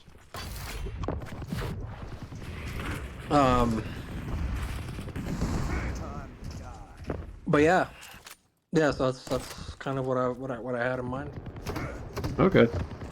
Well, I can definitely start doing everything, at least for the SAC League, under the Church of Quake. Kind of decouple it from my own personal stuff. Taken from the grave. And I can also, I'd really like to have like a co-caster or something. Maybe we can just pull a few people from the community. I think that would be great. Hello? Well, deal with after the range. Yeah, of course. I'll talk to him. And then, obviously Rob, Yeah, uh, that would be like perfect. and Lyco, and Get lost. all the other people that do Shaftastics, so probably Quake Angel and Hailstorm. Yeah, Now, would they ask for a fee though? That's the only thing. Did Shaftastic pay them? Did I Shaftastic pay them when they did challengers? I have no idea what their payment is. I Well, would I'll tell you what. imagine. I'm not interested in that. You're doing this because of the passion, because you love the game, because you're gonna. That's it. If you're doing this for money, no. I'd rather have you or ask people who do it because they enjoy it. I mean, you're not getting any money out of this. In fact, you lost money out of doing the stack Enemy league. has the You didn't make quad. any money, I think. Did you make money or did you put No, I money in? didn't. No, not really. I mean, but I was happy to But invest and do things for it. but that's what I mean. Is like you. We weren't even thinking about that. Oh, is Hickory gonna get paid? Like you did it because, and that was part of what. And in fact, I was kind of like, hey, do you want to do this, right? Because I know you. It wasn't even. I don't even think it was something you were thinking about, but I know you were trying to like grow your channel, and I was like, hey, sure, why not? Yeah, of course, and I do appreciate that. Because I don't think you. I don't know if you've ever casted a match before that. Well, it was all brand new to me. Learned a lot. And I'd definitely like to continue it. So, and to be honest, like I think certain personalities do better casting. It's like they. I'm not saying that you don't have a personality, or at least some people's like. You know what I mean? Like some people are very witty. Some people are really. Yeah, I'm Uh, definitely not like the people on the pro league. yeah, not only they're super witty, super sharp, and it all comes out really smoothly and really quickly. Like, so I think some people are like gifted in doing it. So, and arguably a lot of that can be learned. And but but in order for it to be learned, it also requires somebody that's willing to invest the time to get better at it. So, which clearly I think you've shown you do have that mentality. So, but anyway, regardless though, it's not like we need the cast. That's honestly, it's an optional thing. Really, this is kind of Incoming protection. it's more of like that, right? The love of the game, love of the game, the community and everything. So that's part of why sometimes I am tempted to play because I do actually I enjoy playing. Like, so we'll see. I'm still undecided, but Protection spawn. as far as paying casters, it's like I don't know. To me, that's a non-issue. If you're gonna ask for a bunch of money to do this, and to be honest, I don't even think people like Hellstorm would because, I mean, he was willing to do graphics and things for free. So to put it another way, I doubt Shaft I paid. I wasn't trying to insinuate that. I was just curious if you knew or not, I don't know, because but I doubt it. I don't know. Yeah. Okay. I highly doubt it. I'm pretty sure they're all like pretty much on a volunteer basis. Kind of like Church of Quake, right? Yep. So that's what I suspect, and I'm pretty sure, considering the people that we're gonna try and have play, that we're not gonna have any problem finding someone who's willing to cast. Or even 40 Lions might be interested in doing it if we have people like Rafa playing in it. Mm-hmm. Well, I'm really excited for this. I had a great time with the first one, and I think the second one we can really get everything going a bit better. Round out the corners and just do a fun one. I got a lot of positive feedback from the first one. A lot of people liked it. Yeah, it was great. People still talk about it. So, and not only that, but we did. I think we did everything right. We paid everybody out. I think I heard. I don't know if Jerky, for example, has still paid everybody out. Really? Last time I spoke to Effortless, now this was like a month ago. He said he hadn't been paid out. So, so that's kind of the thing, right? So that's like that's so. If you look at the stack league, we started with there was no money involved. We were like, hey, here's this tournament we're thinking of, and it blew up. And people were promoting it without me even asking them to. bunch of people are like, oh man, look, check this out, sign up. And got honestly, like on the first day, I think I got like 30 signups. Yeah. So these are people that were willing to play. There's no money involved. Like, you're playing because you want to compete. You like the game. We figured all that out afterwards, or it became a thing afterwards.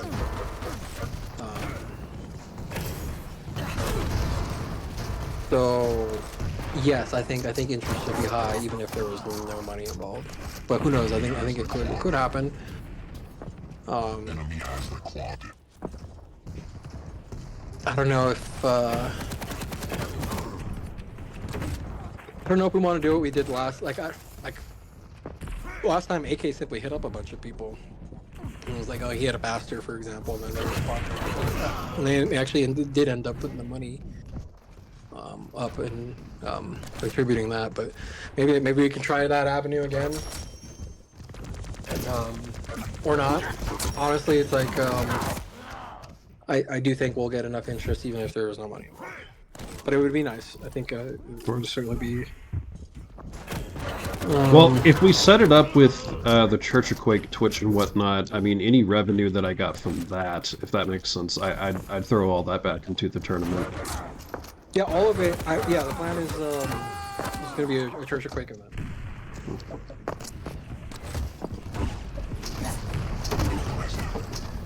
First of its kind. Really will be. Yeah, this is a format that's never been done before too. It's a twist on the original format, and I don't think anybody has ever done this. So, and it's the best way to get the most participation, and to Enemy has the protection. also involve some of these higher tier players who simply didn't participate last time. We didn't have any pros participate last time, but not only that, but to keep the teams also fair, because if you do bring your own team, you're gonna get Sygib, Death Row, Effortless, and Nickel Rough on the same team. Yeah, it's pretty much a GG there.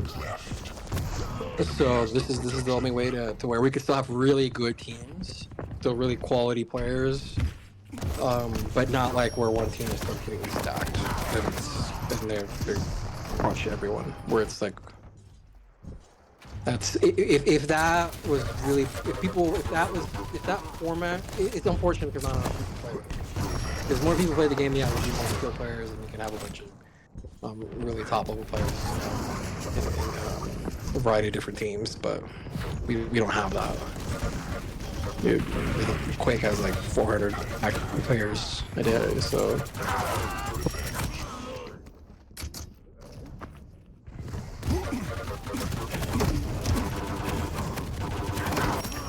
Do you know when you want to, I mean, I know there's obviously a lot more to figure out, but you know when you want to announce it? It may be good to announce it like at QuakeCon or during QuakeCon, you know what I mean? When there's as much hype as we're going to get around it. I need to lock in the captains first. And if anything, Okay. so I guess before even, so part of locking in the captains is deciding if we want this to be global. Because if it is global, then yeah, maybe I can get Razy involved, or maybe I can reach out to Kilston, or Banger. You know, if they decided to play, oh man, that would be nuts. That'd be wild. So that it's like, okay, do we want to have something that's like a global format? And all these other European pros might be interested. That could really spice it up. Versus having all the captains be NA, because that's why, like, if it was NA, I think it would be. In some ways, it would probably be a lot easier from an organization standpoint. And also less kind of disputes about things like ping or lag or. Even though, I mean, they do in the Pro League, they I mean, it's global, so I'll have to talk with some people. That's because I think if I get Rafa to buy in, he can probably talk to some people too and be like, hey, like, would you guys be interested? This is what the format is. Would you guys be interested in playing? him talking to other pros, or even kind of be able to make an introduction. So I can, or like you said, maybe that could even be part of like a questionnaire or something. Like, would you be interested? This is what we have in mind. Things like that. So yeah, I think I need to get a little bit more feedback. So as far as yeah, it's way too soon to announce anything, but it would. I think if I push pretty hard, I can try to get some more.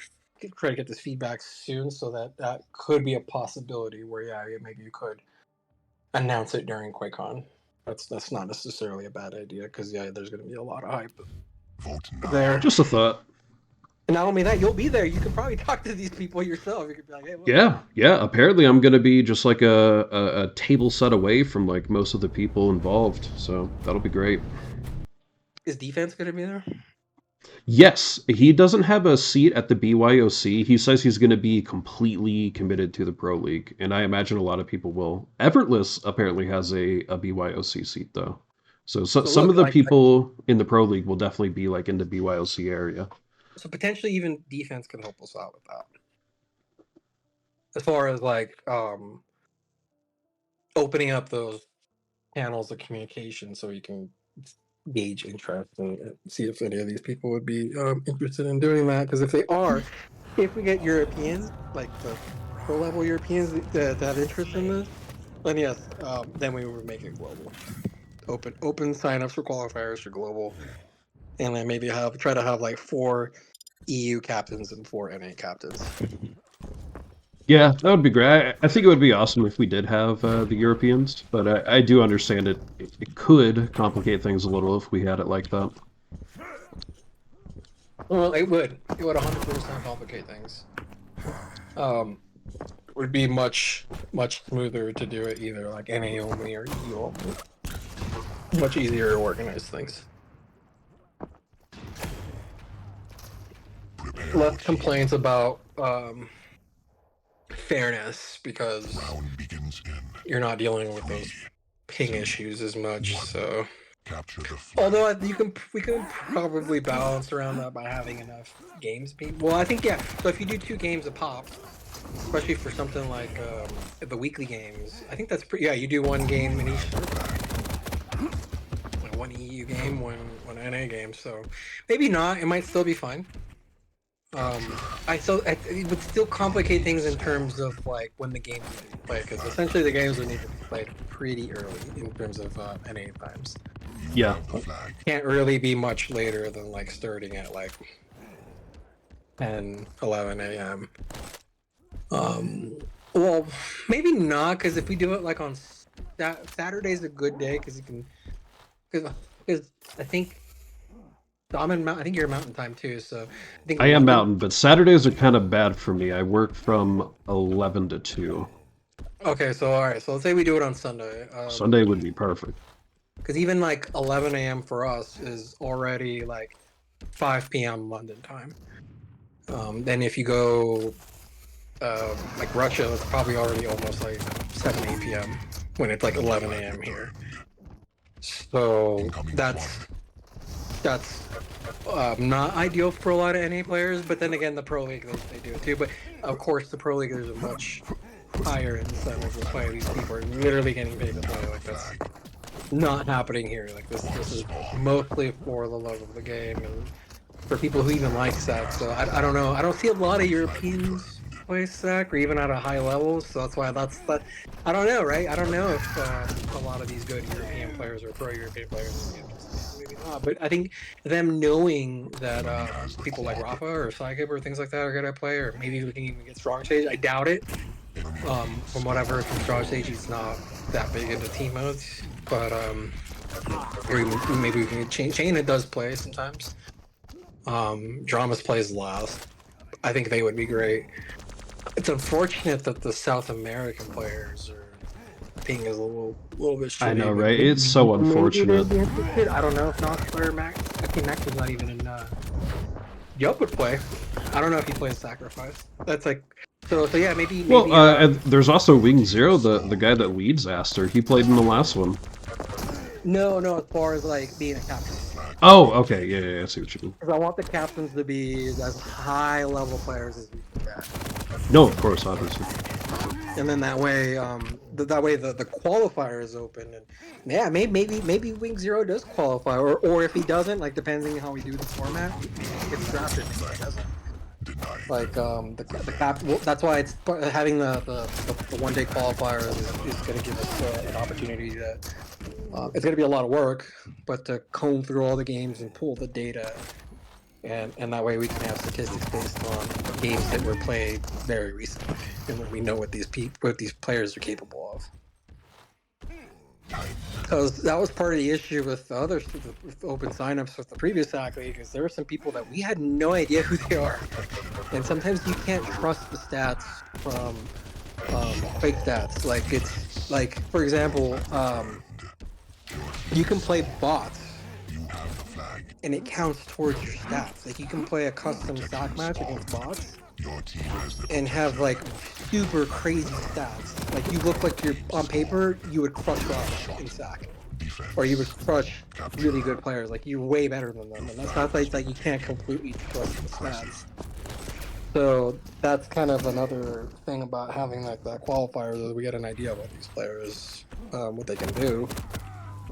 And not only that, but if they go through that, they're more invested. They're more likely to show up or have less. Of course, we're not gonna have the whole scheduling mess. So. Yeah. So I think part of the challenge now is to try and gauge interest from people, and I think I have enough of the format finalized to start doing that.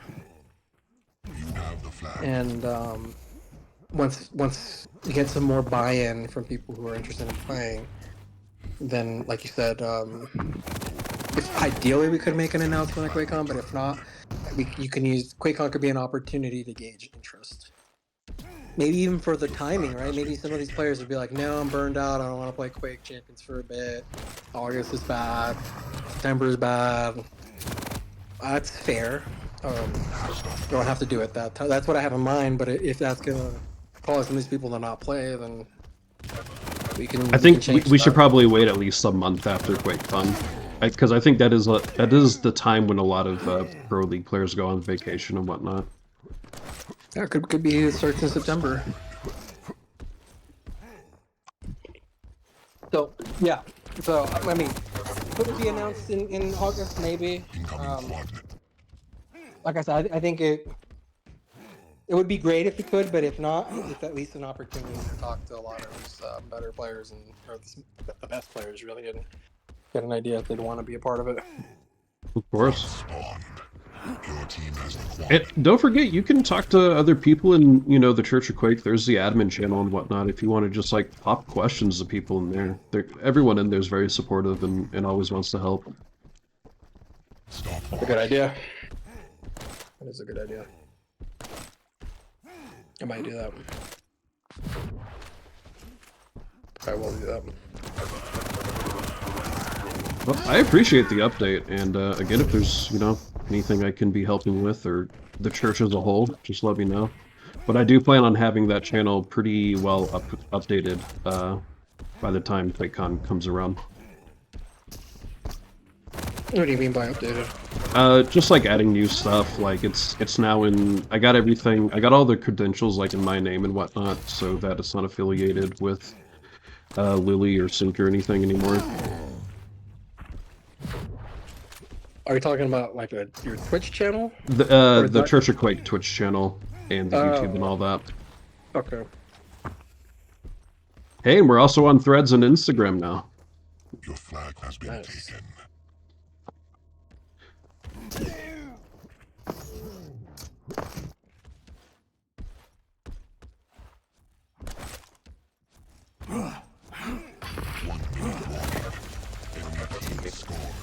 Kind of not been paying attention. Let's go over there. Your flag returned. You have the flag. One thing I've noticed is that so when pugs were happening in the QC tournaments, Discord or server, a lot of Europeans had no concerns about adding up there. Like they were showing up, they were adding up. It was never a question of, hey, are Europeans welcome here? But I have noticed that a lot of people are hesitant to add up to NA Arena FPS. They don't. There's some people that are very vocal about that, and we're like, oh no, basically complaining about it, having people with higher ping, Has the protection. which 5. I mean, I don't disagree, but I have had people DM me saying that they were happy that the NA one was there because they felt like they weren't welcome at the QCT. This being Europeans. really, Yes. I don't want to name names, but I had 2, maybe 3 people DM me about that, to be honest. Round 2. Fight. well, I think part of that because some people that here's the thing. The thing about it is that it's the same. If you're talking about the NA players, it's the same people that play in the QC tournaments or QCT that play in NA Arena FPS. It's the same people as far as NA. So it wasn't like there were some people that would only add up to QC tournaments because Enemy flag taken. of what had happened there before, as far as the band. There were all people that were pulled from, or that were Have the flag. more adding up in NA Arena FPS. So those same people are there. So if there were some people that were complaining in QCT and now everything moved over to NA Arena FPS, it's the same people. So I guess I could understand why some people were still maybe hesitant to add up in QC tournaments or QCT, because of that same reasons. Same damn people. Same damn people complaining about it. So it makes sense why they would also be hesitant to add up to QC tournaments. But my point being more about that if Incoming quad. personally I don't care where games as far as pickup games happen. It's not really a huge concern to me as long as they are if they are happening, great. Enemy flag returned. But I think if because I know part of what you want is for pickup games to happen quick. Team has the quad. That was the plan, but I mean, if people would rather just be in the NA arena, it is what it is. I'm not trying to force or try and bring the community to another place if that's not what they want. No, it's not about forcing. It's about where Your flag has been taken. it could be a place where everyone feels welcome, no matter where you are in the world. Like that's. I mean, all you have to do is look at the name of that server. And they're like, yeah, it's focused for NA players, and the server is always going to be NA. Scored. Yeah, if there's only 1 or 2 NA players and there's 6 Europeans, it should be on the EU server. Personally, like, yes, do I enjoy playing more on NA servers? Of course, everyone prefers to play with lower ping, but it's also great if you can have stat games happening at 9 a.m. Like, maybe you do have an itch to play, and boom, there's people playing, because there's a bunch of Europeans there. Flag taken. Your flag has been taken. So that's kind of more where I was getting at. So it's not about forcing people. Again, and I think I talked to you this about to you. Like I brought this up before. It's it's kind of like if you build it, they will come type thing. And that's kind of what ended up happening with QCT, where it wasn't where we were like, hey, like Flag has been taken. I'll play here. It's like we had the draft, and everyone's like, hey, we're here, let's play. Incoming protection. That's essentially what happened. So it could lead to something like that, where I don't. Yeah, it's not about taking those games away from NA Arena FPS, because that could be okay. So instead of, so what I think should happen at Church of Quake Enemy has the is that it's always assumed that flag has been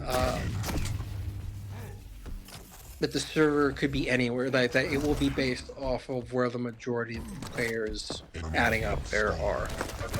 So if it's mostly Europeans, yeah, we should be playing on EU flag returned. server, and that way, and that way, if it's NA players and they want to keep it NA only, then add up an NA Arena FPS.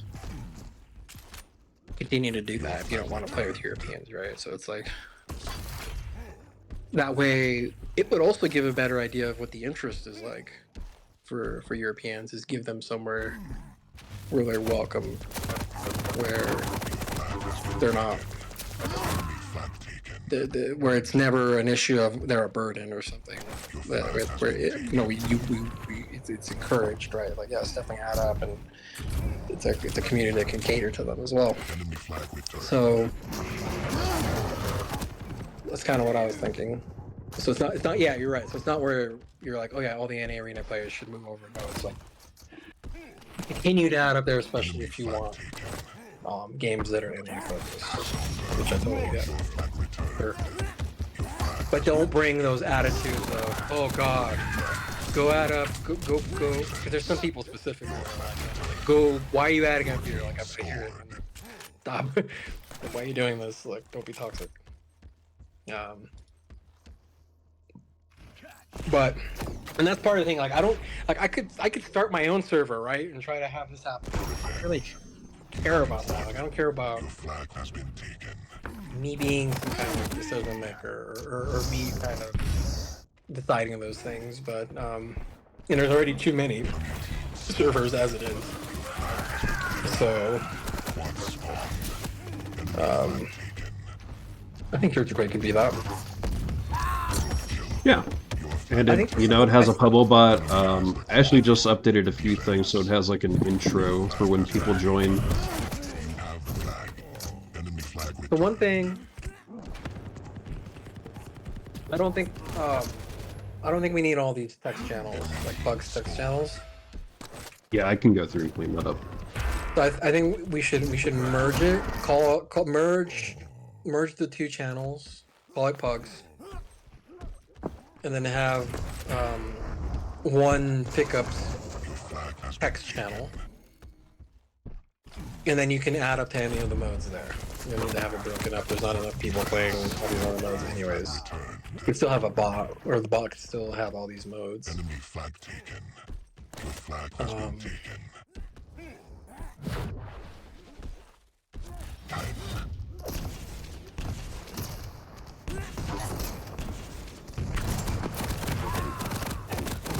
Yeah. Well, we'll see. I think, like I said, I think if you build it or the tournament happens, I think people are gonna, particularly Europeans, maybe even some people, NA people, will start having it. Would be nice. Enemy flag returned.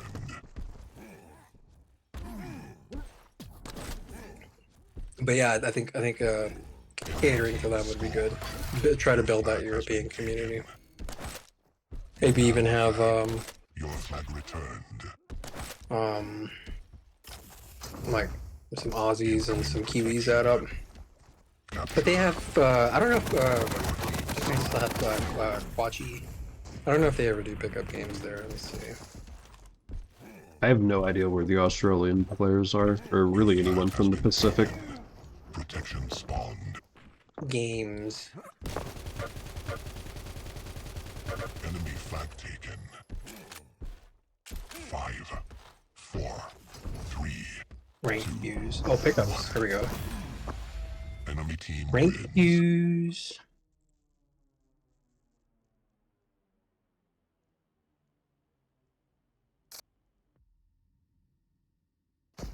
APAC region players only.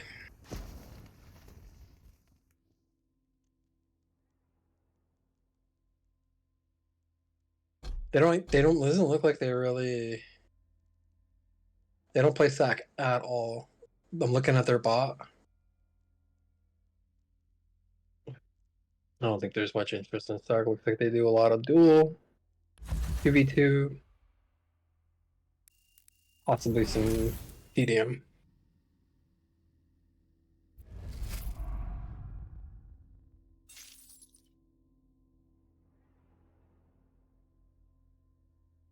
No, that's what I see. Not even, honestly, they're not even playing a lot of games. There's not a lot of activity here. When the last game happened. Oh, you know what? They're probably on the Kachi server. Are you on the Kachi server? Is it Kachi Cups? Kachi Cup server, yeah. Yeah. Yeah, I'm looking at it. Hmm. This has to be the biggest No, no, community. that would be So where they'd all play. That's it, actually surprising. possibly the only community that they really have. It's because they don't have a lot of Now. players, to be honest.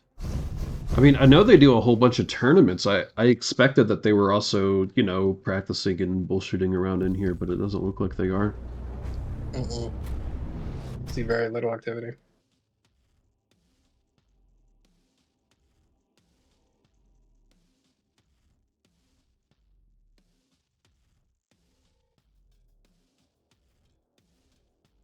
So, for all I know, it could be very. No, there's definitely more interest in Europe than this, for sure. There's definitely. I know of I mean, we definitely had some people from South America, not like enough to have a whole region for it, but we had interest there. And Drake Black from Russia. I bet there would definitely be some more interest from Russia if, we had a better push beforehand. I think the whole having those pro players get involved is gonna bring people out. I'm like I'm like 100%. There's like zero doubt in my mind that having like a format like that is gonna bring people out to play. Absolutely. There's a lot of people that don't even play regularly, but once a tournament comes along, is like, yeah, they're all about it. They want that recognition, especially when the pros are in it. Yeah.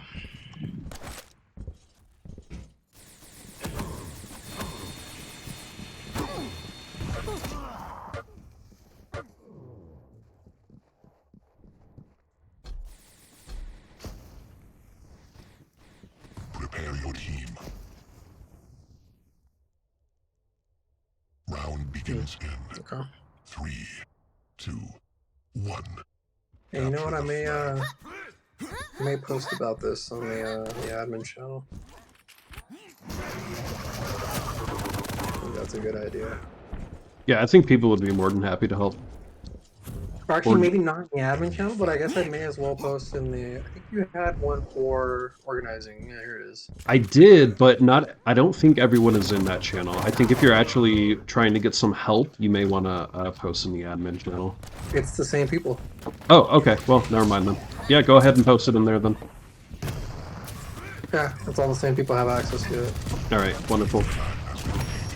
Makes sense. I don't know why I would set it up for only some people.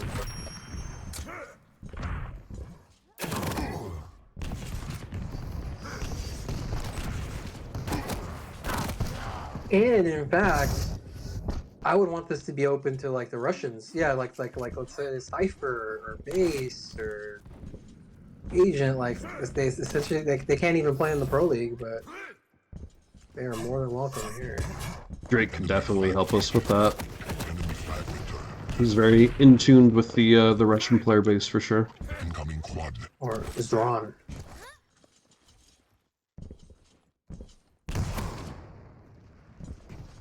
Enemy flag taken. Enemy flag returned. I should have put fire down. Quad spawned. Your team has the quad. Enemy flag taken.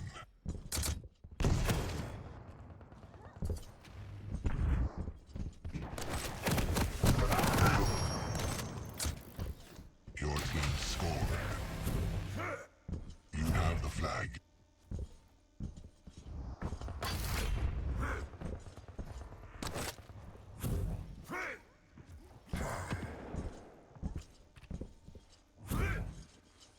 Capture. Your team scored. Enemy flag taken. Enemy flag returned. Enemy flag taken.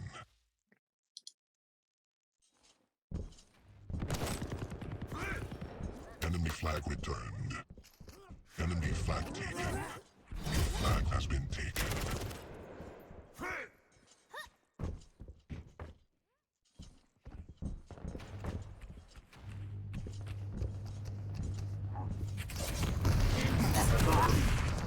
Defense. Flag returned.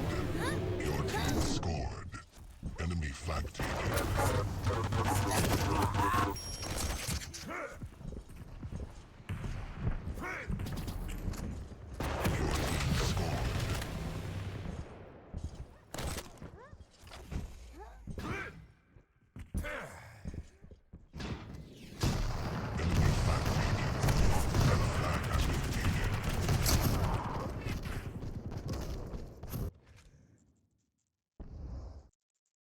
Incoming protection. Your flag returned. Your flag has been taken.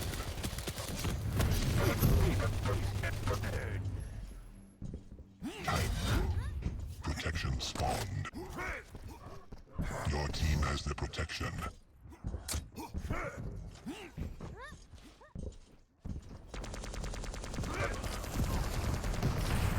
flag returned. Enemy flag returned. How's the summer been so far? Wait, what city do you live in? Albuquerque? I live in Albuquerque, yeah. What was the high It's today? hot. I think it was like 104. Ooh.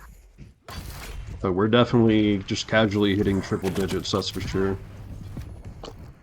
And like, we don't have humidity, which you think would be a good thing, but one, it's very dry, and it's just like a constant baking effect with everything here. You know, we don't have grass or trees or anything to absorb the heat. No, I don't think it really works that way as far as vegetation absorbing. Well, I mean, yeah, if you have trees do, But yeah, that's what I'm saying. Like, we don't have any, like, we don't really have anything like that here. no trees, okay. So it's always just like forest. That sounds a lot like Vegas. Yeah, actually, probably not too dissimilar. No, humidity increases the heat index, and it's much worse with humidity. Absolutely. How about you? Is it where are you in the, like the deserty area of Colorado, or are you in the mountain area? I'm in Denver. No, we're considered semi-arid. Okay. Well, has it hit triple digits up there yet? Flag has been taken. No, Enemy Man, flag you're lucky. it's gonna hit triple digits probably on Monday. Probably the first day of the year where it's hit triple digits in Denver. Wait, did you hear? Bambi was in the server the other day, and he's like, "Oh my God, it's like it's so miserable here in Iceland." I was like, "How hot is it there?" He's like, 68 degrees, 68, and he's like out here thinking he's gonna get a heat wave or something. Your flag has been 68 Fahrenheit? Yeah, it was 68 Fahrenheit in Iceland. He's like, "Oh my God, I'm gonna die here." Wow. I'm like, "Dog, that's still winter over here." 68 degrees. That sounds pleasant. scored. Yeah. Yeah, their winters must be brutal. Yeah, I couldn't imagine it. Your flag returned. I'm worried for our European friends traveling to QuakeCon. I don't think they're prepared for this. Dallas is, yeah, because they have the humidity, so it's. Oh man, it's so fucking hot down there right now, and it might even get hotter by the time August rolls around. Your flag has been taken. Your flag returned. Defense. It's literally 100 every day. Like I think I was looking and it doesn't. I don't think it drops below 80 at night. Enemy flag returned. That sounds about right. 1 minute warning. Yeah, Texas is very brutal in the summer. Enemy flag returned. Let me take a look. I got Dallas here. Hold up. Enemy Yeah, flag so today's 100, tomorrow's 91, but even then it only drops down to 80. Monday's 103 Enemy flag with a returned. low of 78. Incoming protection. Tuesday's 106, low of 82, 105. Wednesday, low of 82. Thursday also 105. Or 100 every day. Your flag has been taken. A good thing we're going there just to play on computers. Protection spawned. Your flag has been taken.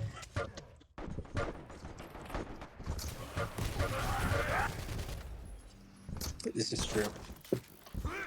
This is Apparently there's a water park inside that place too, so even cooler. I did not check that out last time I went. Nah, I doubt I'll be doing anything, you know? Like, I'm just there for QuakeCon. Round 1 complete.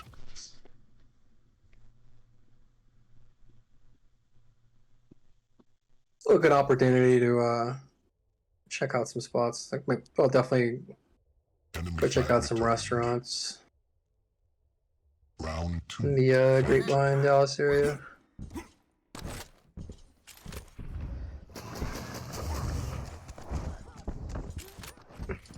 There's a steakhouse inside called Old Hickory Steakhouse. Oh man, well, Yeah. obviously that's gonna be. I'm gonna have to check that out. Have to see what the standards are like there, you know? Gotta be up to par. With a name like that, I mean, I guess the expectations are pretty high. Only quality stuff can be named after that.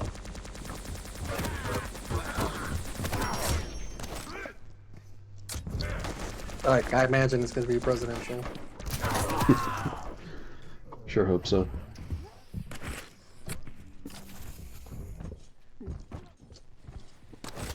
I'm actually most excited for the networking and socializing, to be honest. I think it's just going to be so nice to meet everyone. Yeah, that should be pretty cool. It is cool. It's you're gonna have a good time. You're gonna have a great time. For me, it was kind of the biggest thing that's holding me back is I just have the budget's a little not there for because the room is probably the biggest expense, to be honest, and then getting there. Well, it's like $300 a night. Yeah, it's definitely, it's a lot pricier than I thought the whole thing would be, but I mean, Marriott resorts, they are not cheap. No, right. I'm not complaining about it, but it's something that is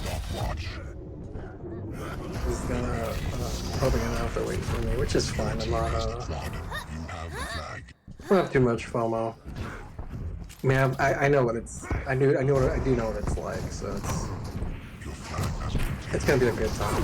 And I know once I'm in a better once the travel budget's more looking healthier, then I need more checks to cash before I can make it happen.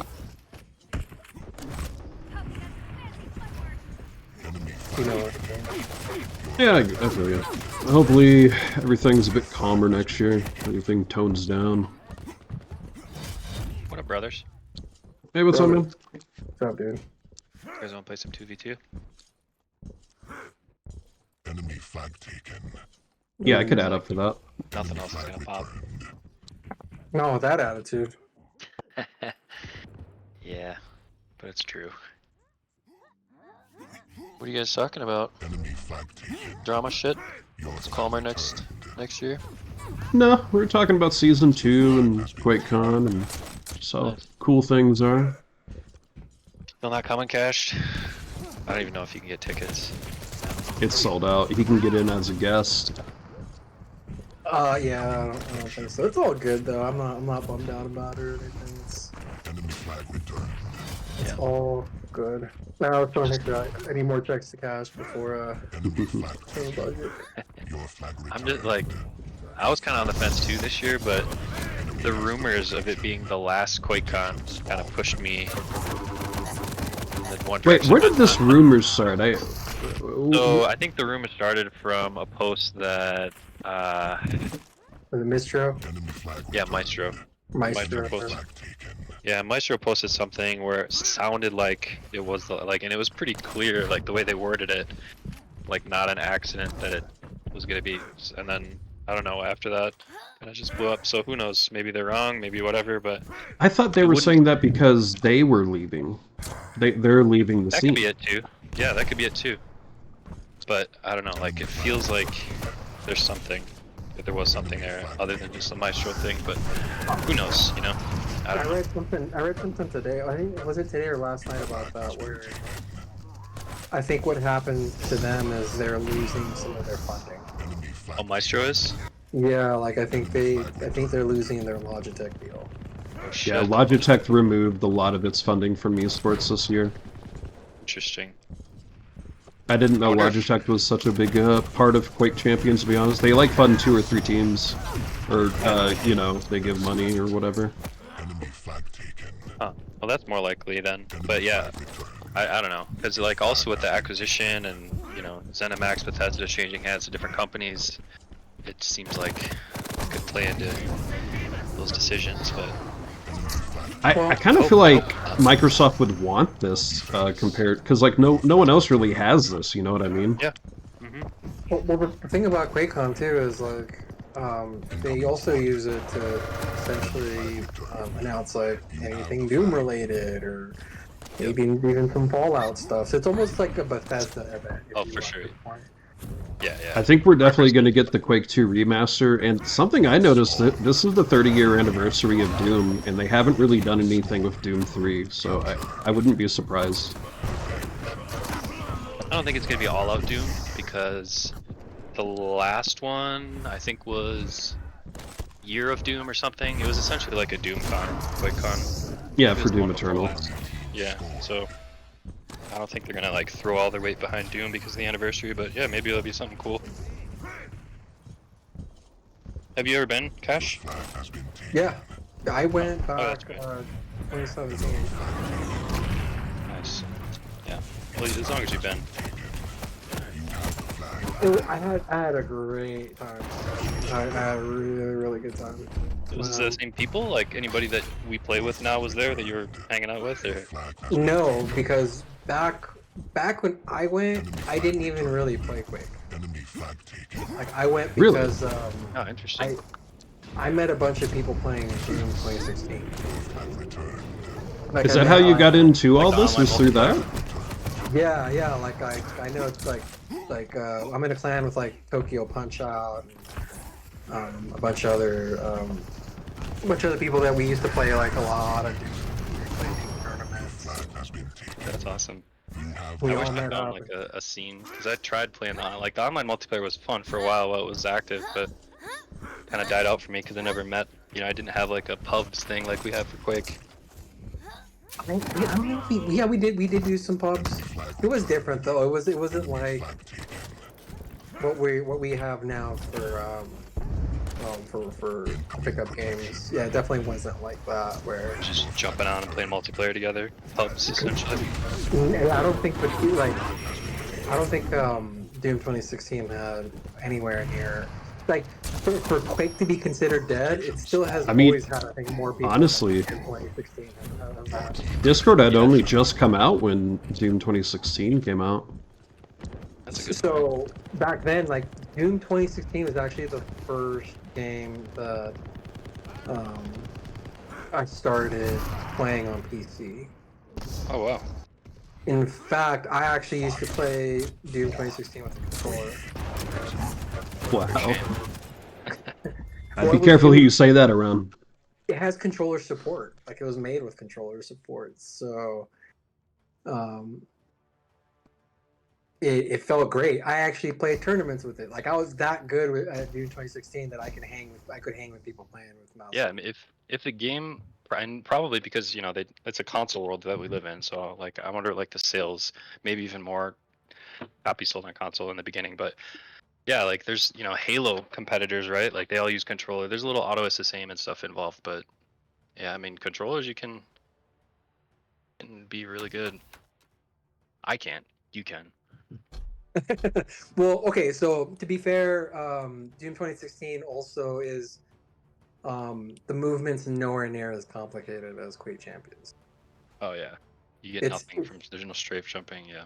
there's no strafe. It's more like Halo movement. The game feels Yep. more like Halo than Quake. Yep. So it's something where a controller was viable. Still, I would still there's some people that still demolish me, um, but anyways, that's so even at QuakeCon, I was mostly playing Doom. Like I was barely starting to get into Quake, and it was so hard. Like I almost didn't even bet. keep playing it because I was getting just trashed. I was getting demolished. Like Yeah, man, that's how everyone. it's So a punishing game. was that when you chose to play Quake? Was that when you transitioned to mouse keyboard? So that was new too, or that you did that in That Doom? yeah, exactly. So it was like the Oh first shit. FPS shooter Oh, game that I whoa, was actually zombie, what's up, playing man? on Sorry. keyboard. I've been talking to these people this whole time. Interesting.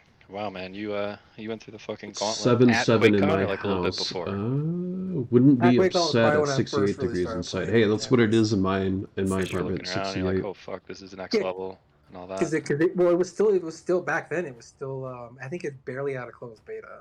Oh, was that the first look? That might have been. You just said 2017. Yeah. Yeah. So I hadn't really. I wasn't a part of the closed Office is beta. in my basement. Yeah, but you Workout could look space and is in see, my right? Like, basement. I'm Grow sure there was an space is area in where you my could just watch basement. people play or go play. They aren't stopping Well, by then QuakeCon it was. I BethesdaCon. think you could anybody could You'd play think it, I'd be but by the excited time about Quake QuakeCon 2 came Remaster, along, but I couldn't it really was care less. Why was don't no you care about longer the like Quake a 2 closed Remaster? beta. And I Okay. played So Q2 that's yeah, CPF exactly. I saw my 16 other hours a people there. day I was in there its we were prime. playing. A bunch of people there were I playing. went So I to was like, Atlanta I guess I gotta 2000 give and this a sat shot. next to a guy playing And look at you Q2. now, playing alongside Rafa. Q2 with a controller Zach in one Bugs. hand, mouse in the other. Wait, what? It's definitely been a grind. That's definitely Put interesting. thousands of hours into the game. How many do you have on Steam? What's your official count? Let me check.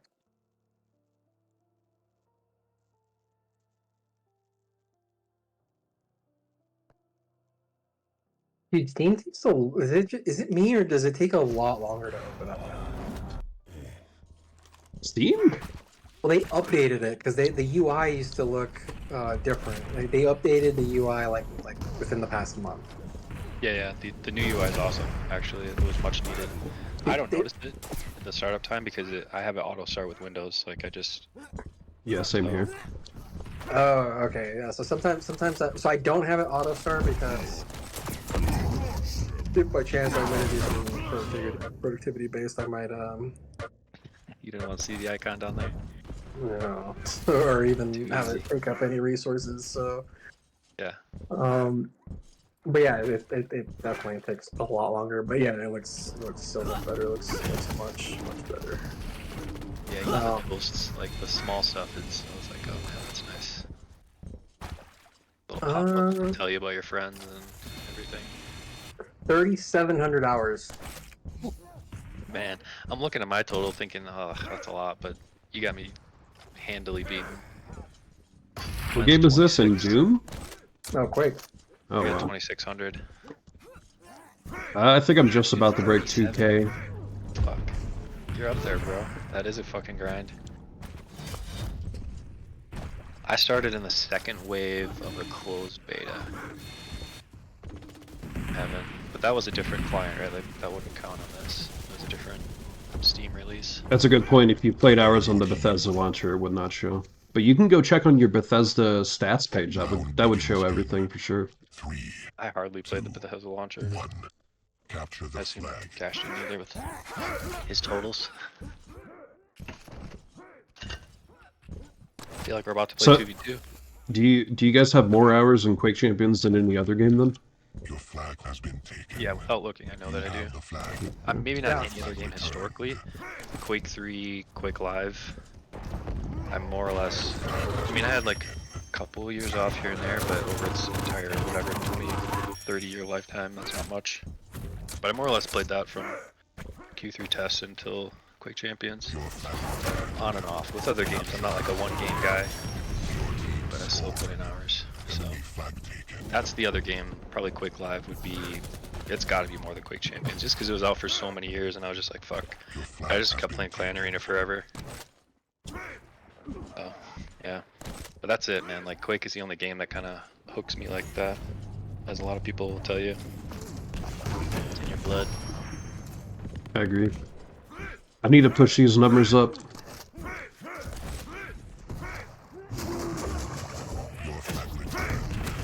Cash, you ever try out Quake Live? So, like, how's it feel to you as someone who just started? I never knew you started playing Quake Champions. Spooner is in there. Yeah, I have. I haven't. I actually don't think I've actually played in a the flag. Quake Live match. Flag has been taken. I've only messed around with like the defrag stuff, which actually I'm trying to get into more because Yeah, that's good. I'm trying to work on. One thing I want to work on is movement and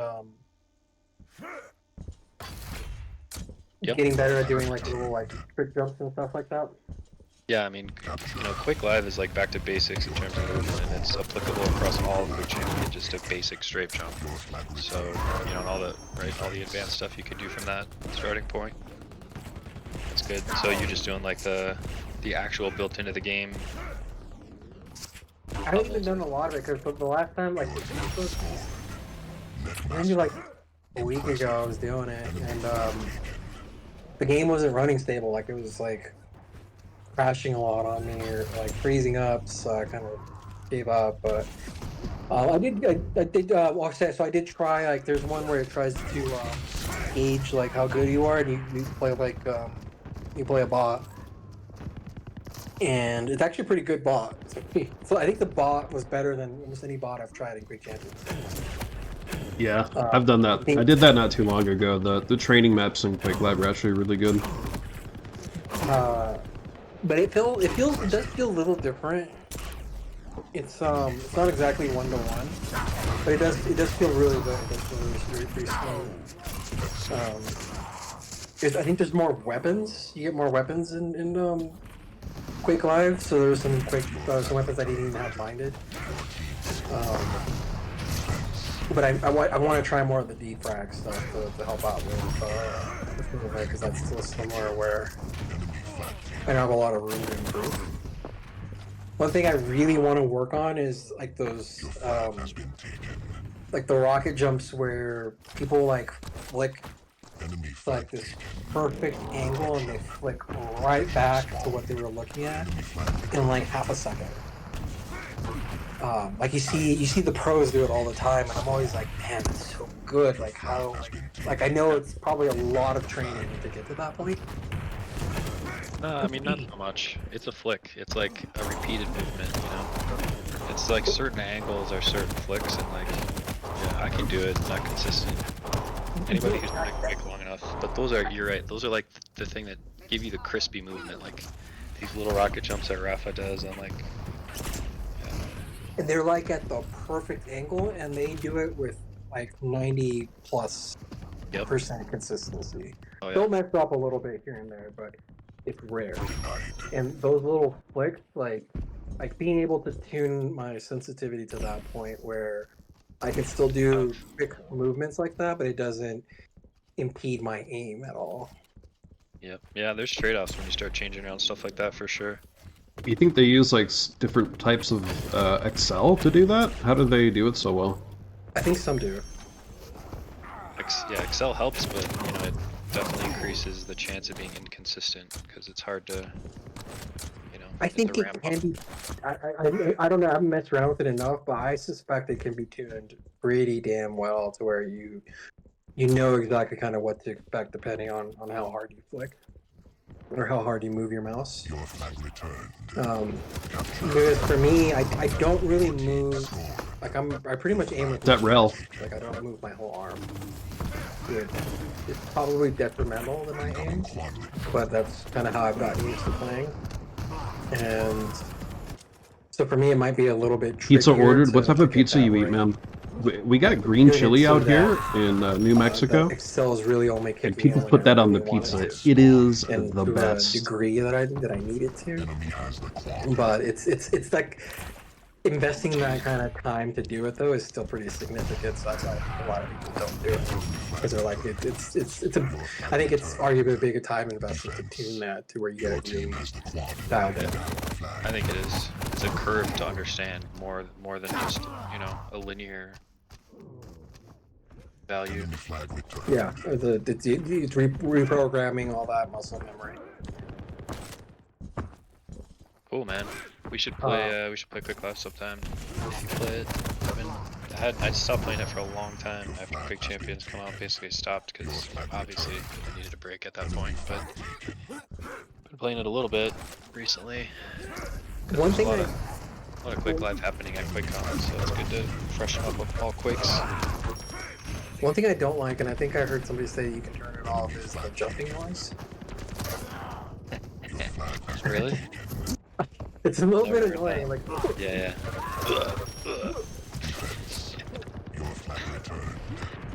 Yeah. It's gotta be. I don't know, actually. Yeah, I've never tried that, but I wouldn't be surprised. There's got to be a console command for it. Create. What's your Quake Live, Quake 3 experience? Similar to Cash?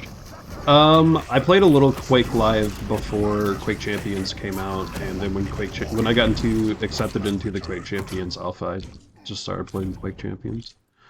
I've picked it up a few times. I think I have like 100 hours in Quake Live, and I've never really played Quake 2 or Quake 3 Arena or anything like that. Cool. But I'm excited to try it. I mean, you think Quake Live's the big one they play at QuakeCon? I mean, I don't know about the big one, but there's multiple tournaments across multiple Quakes, multiple pickup games, multiple LANs. I mean, it's one LAN, but you know, like multiple LAN servers happening. Freeze Tag was pretty fun on Quake Live last time. I don't know if you guys have ever played Freeze Tag Quake Live. I love Freeze Tag. That's definitely the best mode, in my opinion. Like 12v12, bigger matches than that on these maps you've never played or seen before. It's pretty fun. People who play CTF probably have seen them. I'd download it again. Yeah, I guess I should. Well, you should probably download a whole bunch of games before you get there. What games? What non-Quaker games do you think are going to be big there? I mean, LANs or like just what people are playing. I mean, I'm just curious if there's like other stuff people usually Like play at LANs. Based on again, it just went once. The last one. Based on that, I mean, it's just common. Like, it's just open up Twitch and like sort by most popular, and it's that, you know. It's like Apex. It's just a lot of different. It's whatever's popular at the time. But like, people just play whatever they want. Like, I looked over somebody's shoulder. I was walking back down the main aisle, saw a cool game, and it ended up being Ori, and I was like, oh, cool, I should get that game. Yeah, Ori you and the might Blind Forest. see somebody playing freaking WoW there. Like, yeah, you can play anything you want. Yep.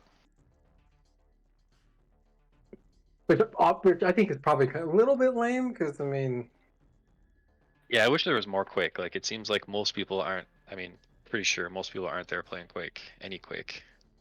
But Well, we gotta advertise it, you know. We gotta show that Quake's alive and well. on the Yeah, other hand, if they're I don't playing know. with somebody there, if these people are playing games that like with their friends that are there that maybe they played with for like years and never met, that's I can get that too. That's cool. It's like back in the day when we would play on console. Exactly. Yeah, you don't have to be too pure. Like, the more important thing is that people are just there playing video games together, right? So any game, whatever you want to do, it's like a huge gamer party, essentially. Exactly. Yeah, it's cool. Like, and then, like I was saying, like I was like, oh yeah, that's awesome. I should get that game. So it was a good thing to see a non-Quake game. But like, yeah, I wasn't even really paying attention, and there was like tournaments and stuff that happened that I didn't sign up for because I wasn't on it. I was like walking around because it was my first one. I was like looking at they're not gonna have it this year, but the exhibition hall, I guess is what it's called. Like all the booths and everything, the VR booth. And... Yeah. John Carmack's gonna be there with his VR kit. Well, that's exciting. Yeah, I saw that. He got the go-ahead. He was curious if he... Yeah, I wonder who he had to ask, if he had to ask Microsoft or Bethesda. I mean, based on how he worded it, I think it was about it and ZeniMax. So I think it was someone there, but whatever. Well, I mean, it's good. Yeah, it's gonna be great. Yeah. I think I'm gonna bring my Masters of Doom book and see if he'll sign it. God, dude, that's so smart. Same. I'm copying you. Bring a pen too. Get a nice one. You guys are gonna have a blast. Yeah, I'm excited. You guys are gonna have a good time. Oh, I will. I don't have it yet. Lily's gonna let me use her projector screen, and the hope is that I'll be projecting tournaments, right? Quake Champion related tournaments, like onto the wall behind us. Nice. So hopefully there'll be a little less confusion. Of course, I'll be posting on the Twitter account and whatnot too.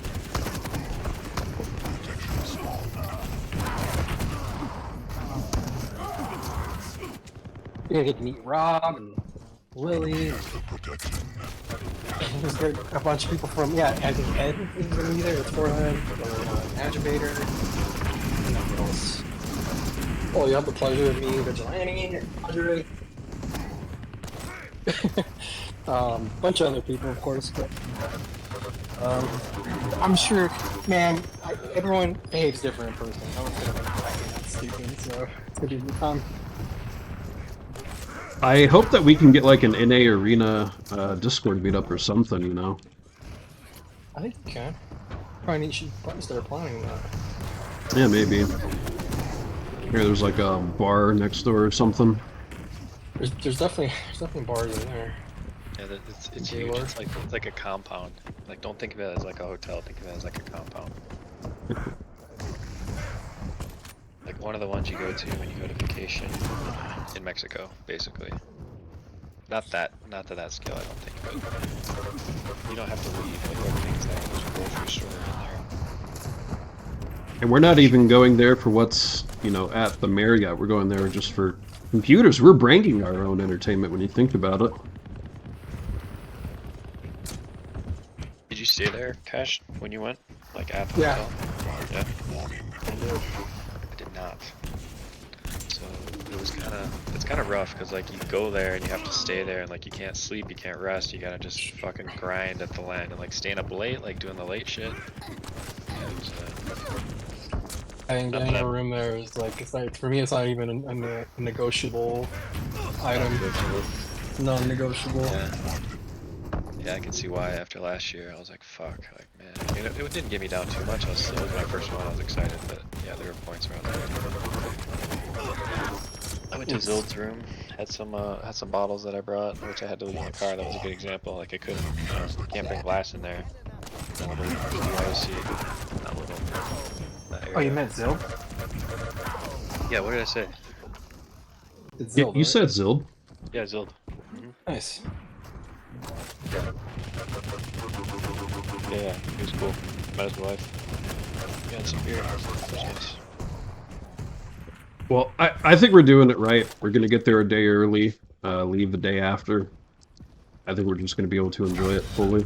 I'm bringing craft beers. 14% for Village South. Let's go. You're bringing what? Hope you're prepared. Craft beer? Like Oh, craft beer. Yeah, like 14% barrel-aged stouts. Bourbon barrel-aged. I honestly don't think I could enjoy it if I was drinking there. I game terribly when I drink. I mean, No, you don't have to. I mean, you're not gonna be gaming all time. I know. and something like that is like to share. It's not like two people like knock that out, right? Like that's like one that you order at a brewery or at a bar, and they give you like this teeny tiny cup. You know, actually no, not a teeny tiny cup. That would be like the smaller snifter. But yeah. So we'll have some people help us, hopefully. I mean, who doesn't like free craft beer, right? Maybe that's the start of the NA meetup. Well, Brian's gonna be there. Yeah, Brian's volunteering. He's going to be doing a big ol' help for us. Are you streaming, Hickory? Yeah. Nice. Actually, Brian said he would give me one, and he bought like extra tickets. He would give me one if I wanted to go.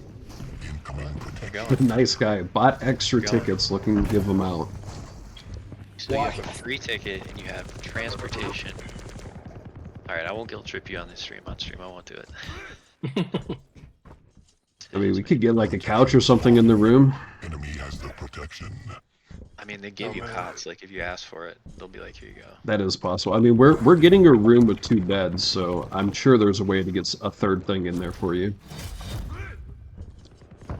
Possible. You guys are It's tempting me. possible. I mean, that's... Yeah.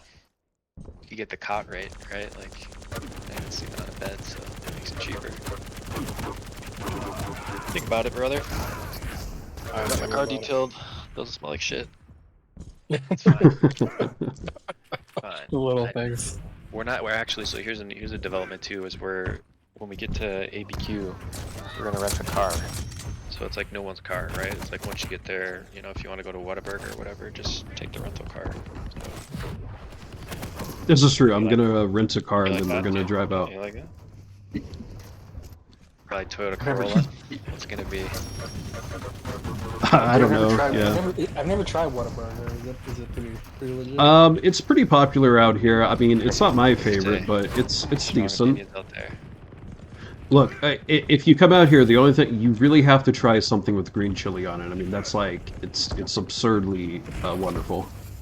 I mean, cash it. Denver's all about green chili. Well, okay, no offense, but y'all don't have the real stuff. It's legitimate Oh, here. ouch. I mean, that piques my interest. I'll say that because We're the not being real I would from green try here. green chili capital of the world. Thank you very much. I would Yeah. try that. No, I am definitely. I love green chili. Like a breakfast burrito, some green chili. You can get it on a pizza here in Colorado and Denver. We'll You know, make get all some kinds of ice shit with cream. green chili. Oh my god, ice cream! No, I'm just kidding. Oof. Oh, why can't we play Quake? Come on, one person Ugh. for I don't know 2v2. if I want to play 2v2. It was kind of fun yesterday. Was it yesterday, Hickory, we were playing, or is it 2 days ago? Yeah, it was 2 days ago. Whatever. Did a couple games with Phantom, and who was the last one? We had multiple people. We had a few people that switched out. I forget The who it first, was. the first guy, not the one who trolled us into making bad teams. Oh, it was Ed. Yeah, Playing that's with right. It was Ed. a good group.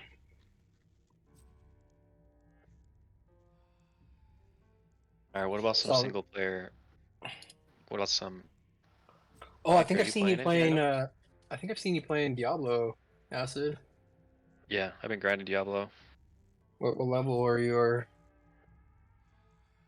What am I? 66. So I have a 66 hardcore sorcerer. That's been fun. The first playthrough was just a non-hard, a regular character, a necro. Got him to 50, which essentially is completing the campaign in a little bit. oh, So yeah, I'm on World Tier 3 with the levels 66 out of 3 out of 4. Vote now. Yeah, I it's been mean, fun. It's pretty chill, but it's still like when you play hardcore, it's a little more like the stakes are higher, so it makes it more fun, I guess. You're a little careful, and I don't know, but I don't know. I've played since Diablo 1 Diablo, so it's one of those games I have to play. But like I, the replayability, I'm not gonna be one of those people who's like in 4 years like still doing it, because essentially it's just like it's gambling. Like you're just trying to optimize. You're waiting for the right drop so you can have the best shit. Blah blah blah. So it's probably going to be like another few months. We'll see how the seasons go, but again, that's just grinding the same bit with like some funny modifiers, I guess. So, but it's an amazing game. I'm just not going to do like a Quake sort of commitment. You gonna try so it? I got a buddy who has a level 100 rogue, and right now he's doing tier 92 dungeons. Nightmare Dungeons probably. Yeah. Yeah, Nightmare Dungeons tier 92. Trying to get to Damn. 100. But he's like He right up against being done. They're essentially like optimized fully. he was when he posted some screenshots of when he was playing Uber Lilith, and there was one where he did like 20 million damage in one hit. Yeah. Yep. There's some 21 crazy. million. Yeah, if you follow the Reddit, the Java 4 Reddit, there's subreddit. I forget, like it's like seps. I mean, even like you don't even understand how many zeros it is. Like there's some weird, buggy stuff happening. But 21 million, that might just be legit. That's Dude, pretty crazy. when I play with him, he moves faster on foot than I do on my horse. He just doesn't ride his horse. He doesn't need a horse. He moves so Yeah. like he has like Yeah, these like boosts for on his boots or whatever and some other shit. I'm like, it's nuts. It's crazy. Yeah, let's play Free Stag. Round Chicago. begins in 3, 18 and 36. 1. Fight. But I'm kind of close to where you are. I think I'm like at 56 or something. Oh, nice. I haven't played in a while. I haven't played since really played much since I beat the campaign. You playing hardcore? Yeah. Well, no, not my first playthrough. I didn't play. I played hardcore in the beginning, and then I started reading some guides, and they were like, "Well, you actually end up leveling up faster playing on normal difficulty Tier 1, yeah. than you do on tier 2 or... No, but hardcore, right? Like you die and your character's over. That hardcore. Oh, okay, no. Okay. That's what I mean. So Like, that's what you stakes can are do? higher and da da da. Yeah. So The my stakes are first crazy playthrough. high, yeah. Yeah, of course. Yeah, my first playthrough was not that. It was just the normal, eternal realm or whatever they call it. Mhm. And I think I died 3 times, and it was tier 2. But I don't know. I play a shitload of not a shitload, but historically quite a bit of Diablo. So it was all, and also Necro, like a pretty safe Incoming character, where I wasn't like in there taking hits. So yeah, played through just to get a feel for it. Because Sometimes I feel like I'm not gonna playing start hardcore Sacrifice and like, try and go understand how the game works. through There's a couple places that where are I got not one there. shot. Little fight where she double wing hits you. But anyway, Yeah. it's been fun. Hardcore is pretty fun. But I lost a character at 49.999.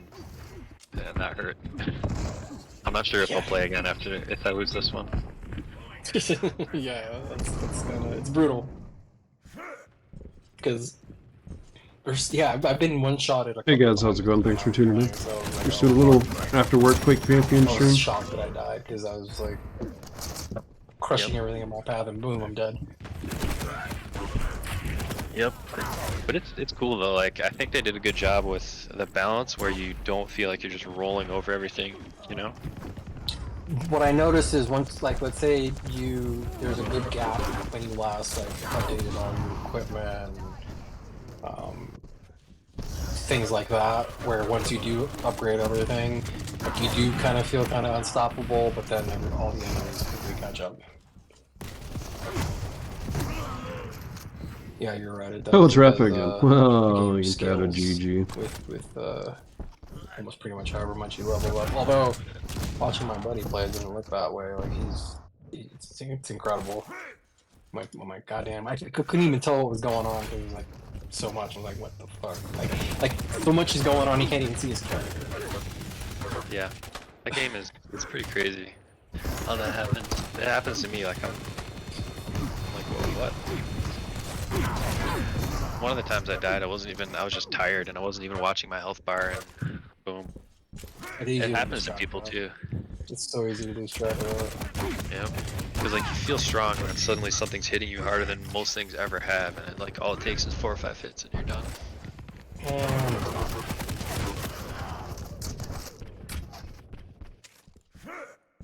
You mentioned single player, so I'm trying to beat Dead Space. I still need to beat the remake, and then I picked up Cyberpunk 2077. I'm one achievement away from finishing Duke Nukem Forever.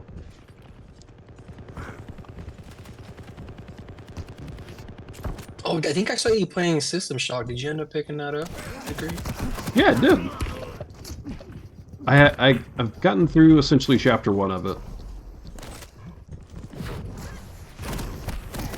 I want to play the demo, but I got stuck, and I'm like, I don't even know what to do. It's kind of like one of those. It's like that old school games where it's like it doesn't help you out at all. Like, you need to figure it out. No, you have to do it on your own or look up a guide. Yeah, look up a guide. I remember that one, them guides. Hey, you look everything up now. So, are you a big fan of the Dead Space games? The Dead Space games are pretty freaking awesome, and the new one, the remake, looks incredible in 4K. Like, even on low settings, like, looks so good. It's really freaky game. I don't know if you're into horror stuff, but No, yeah, I love Dead Space. Dead Space 1 and 2 they're some of my favorites for sure. So you play the remake at night with some good headphones, and it's like, oh my god. 5-minute warning. No more space for humanity, nothing but bad news up there.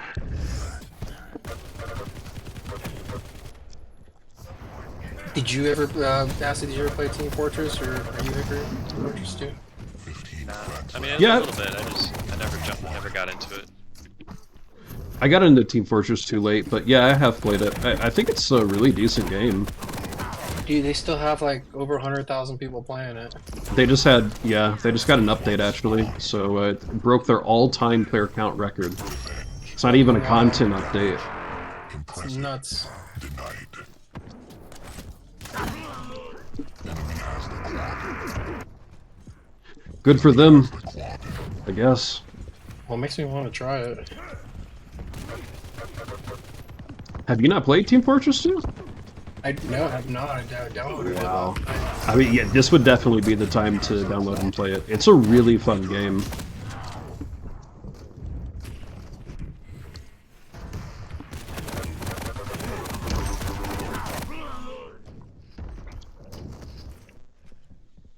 I still need to try Red Dead Redemption. 10 flags left. A good one. I finished it. Didn't even attempt all the side quests. It was one where I was like, alright, I'm just gonna get through it. It was awesome. Yeah, I'm looking. I think I'm gonna run into the issue where I have all these games and I end up like not playing any of them. I picked this massive library. Not really an issue Yeah, though. it's first world problems. I mean, it kind of is. Like I have all these games, and you know what I'm gonna do? I'm playing that's what's been happening to me. Like I haven't finished that first, and I still haven't played Cyberpunk, even though I picked that up like a week ago. 3 flags left. Are you describing me and like so many other people? 2 flags left. I know what you mean, though. There's like way too many games, not enough time to play it. Left. Well, it's like with Quake. It's like for me. I'm at the point where I have to work on these little things in order to get better because I almost feel like I'm peaking. Like I can't. Like I'm not consistent enough, and it's a little frustrating.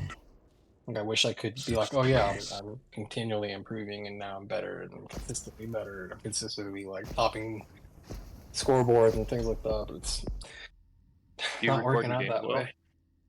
That is something I should be doing. I am not, but I think that would help me out. Kind of reviewing some VODs and be like, I should have done this, or why did I do that, or Yeah. oh, I didn't actually hit that person. I thought I did. I swore I did. Yeah. Bro, so many people, yeah. Not you though, not you. I'm never after you because you're chill about it, everything. But that's pretty common. Yeah. Yeah, I agree. I should be recording my games, and I think that would help. I'm gonna go use the restroom real quick, guys. Actually, that's probably. But again, yeah, so it's like if I invest, that's more time that I want to invest in Quake. That I have all these other games that I'm not touching because there's like all these little things I can do to try to get better at Quake. And I don't really put Quake and other games in like the same category, like they have to compete with each other. But I game for different reasons, different times. Like, I have like, I'm like, okay, I want to be competitive. I want to play a comp game, so I play Quake, or I want to chill. And sometimes the other games are not chill. Like I do iRacing, I do other comp games. That one's kind of in between. But yeah, sometimes it's like Ori, sometimes it's single player. that's fair. I think that's totally fair. Um, they compete for my time. I agree that it's they're not in the same Okay. class, Yeah. or Yep. and I end up like. Especially like Quake too. Sometimes like if you put everything into it, you feel drained afterwards, and it's like I don't even necessarily ready to watch like a movie or something. Or, but I totally get that. Yeah, it's like or even I sometimes want to play more Diablo too because I want to play with my buddy but he's so far ahead that he's like all I end up doing is like sitting at like the entrance of a dungeon or something. He's like, yeah, dude, come leech. He's like, come leech. I'm like, okay. Hilarious. I mean, I'd take it, dude. It's like levels, gold, bunch of shit. It's nuts, dude. There's so much gear that I can't even use. It's like all these I think they're called sacred items, sacred tier. I can't even use them. I can't Yep. even equip them because I'm not high enough Yep. level. Nice. Yeah, dude, come leech. Motherfucker. But yeah, it's like things like that. So. I was talking to Hickory about actually you can probably give me some feedback. Tell me what you think. So the next SAC League is going to be a different format. My idea is to have it's going to be a little bit try to mirror a lot of what the Pro League does. So it'll be a qualifying tournament with open Tellyhead, thanks signups, and for it's a going to be a follow, one-day and tournament. Drumson, thanks for a follow. I just saw y'all And followed yesterday. people that qualify from that one-day tournament then proceed to the next stage, which is going to be a draft with hand-picked captains. And I want the captains to be players like Rafa, Saigib, maybe I can get Effortless, Chain. Ideally, I'd also be able to maybe get some Europeans, like maybe we can get Razy or Vanger. That would be sweet. That's a little bit more aspirational. That's probably unlikely, but possible. But I think I can get some of these other players to play. Maybe I can get Yenam, Death Row. So try to have these guys be captains, and then they would pick from the people that qualify. So what's the format of the qualifier? So for qualifying, I got a couple of different ideas. Fight. One is okay. So the leading idea I have right now is the team that wins the qualifier. So as far as determining the team, so it's open signups, and then so what I'm debating is whether it would be a draft, and I would ask people when they sign up if they're interested in being a captain, or I can use the bot/algorithm that Lesius wrote, which uses stats from Quake stats, or simply pick the teams. But like Brian's got like 8,000 SR. Like Lesia's thing is, it's good when it's good, but it's not. Yeah. In fact, when I mentioned it to him, he's like, probably I was like, yeah, you're not wrong. I'm trying to make it so again. So it's well, not again, but I'm trying to think of what it's still kind of in the brainstorm kind of phase. We're trying to decide the best format, but probably a draft would probably be the way to have the least amount of resentment in how teams were formulated. But yeah, for sure. Draft. Although there would still be an opportunity for anybody in any team to qualify. So getting into that, it would be where probably the metric I would use is score. So per individual game, average it out. Top 2 players from each team qualify. The team that wins, everybody qualifies. Second place, maybe we'll have 3 people qualify. And so then they would qualify to the second stage where they can be drafted. But my plan, my thought process is to actually have more people available in the pool that will actually make it to a team. Because ideally I'd have at least 8 captains. So that's 4 people per team. Or actually, since every team already has a captain, 3 persons per team times 8. So 24 people. They're gonna make it. Maybe more if you get more people interested in being captains. I don't think it would be more than 12. I think I want more than 12. 12 would actually be a stretch. It might be too many. I think 8's fine. Because if we do 8, and then we do a round robin, that's 7 weeks of regular season, and then have like the next week be finals. And for finals, it would be a 2-day of a whole weekend. So like a Saturday would be the lower bracket, day 1, and then have 2 teams move on from there. Play the top 4 teams, probably like a double elimination. And so the whole point basically of qualifier and thinning the herd is less teams. You can do it in a day, essentially. Not necessarily. I think for me the biggest thing about qualifying is 2 things. So one issue with for the tournament. Yes. Yeah. Like overall skill level, overall having an idea of like how good these people are, because we'll have actual data, we'll have actual numbers, like we'll know, we'll have an idea of how good people are versus relying on, like you said, completely unreliable quick stats. So that will allow, because if you have Rafa drafting, he's not going to know who the hell these people are, most of them. He's not going to know who a lot of people are, or even any of the other pros. So that'll give them, we'll arm them with some data. And not only that, but having these people play, I think is going to draw a huge crowd. I think a lot of people are going to sign up if I can get these people to commit to being captains. So it's going to be a lot of people we've never heard of. A lot of people we don't have any data on. So, and not only that, but it will also make sure that the people that do qualify, they know what they're doing on some level. If you're scoring high in these games, you at least know how to frag. And if you're a good fragger, that's better than even someone who may know the game a little bit better, but they're simply, it's still, when you're getting out damaged really hard, like, everything's got to go right for you to win that game. Like, even if you know what you're doing, like, if you're getting out frag, like, it's really, really rough. So, Yeah. arguably, I think that'll make it easier for, there to be more cohesion on the second stage and have people that How know did how I to play get the game. lesson? And also, these people are going to be more committed. I think having to go through that, and they're going to show up. Everything's going to be set times. So And with one eight- yeah. one thing I want to point out, maybe we'll see, but like motivation for people to play. Like, do you think if there's big names though, because like really before you do a draft, you're doing qualifier for various reasons, which I'm not arguing for or against the reasons. I'm just like blankly pointing the fact out. Kind of like a barrier to entry to even play in the tournament.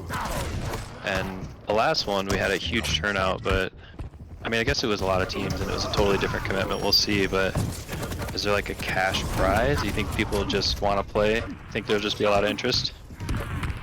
Well, yes. Yeah, so when you look at the previous SAC League, there was no money involved until like halfway through the season, or halfway through the league. Like, there was no money announced. It was an afterthought for sure. Yeah, I had like 30 people sign up the first day, and there was not a single cent on the line. So yeah, I think people would play. I think people would play even if those pro players weren't playing. But knowing, I've seen how they can draw a lot of players into players. So You don't think qualifying? I mean, I guess yeah. I don't know. So okay, so let's talk about Why that. not try? Right? Would be the Let's dig into that. like. The other thing we could do is, all right, so let's say we don't do qualifiers. We're simply doing this tournament to gather data. To get Well, that way. Every tournament. Ideally, I mean, obviously it takes a lot to do that, but hey, but yeah, you should be gathering, right? That Well, way no, you let me have put it. like Well, player think about X it this was way. in tournament 1 like this, tournament 2, tournament 3. We can build slow. It takes a long ass time, but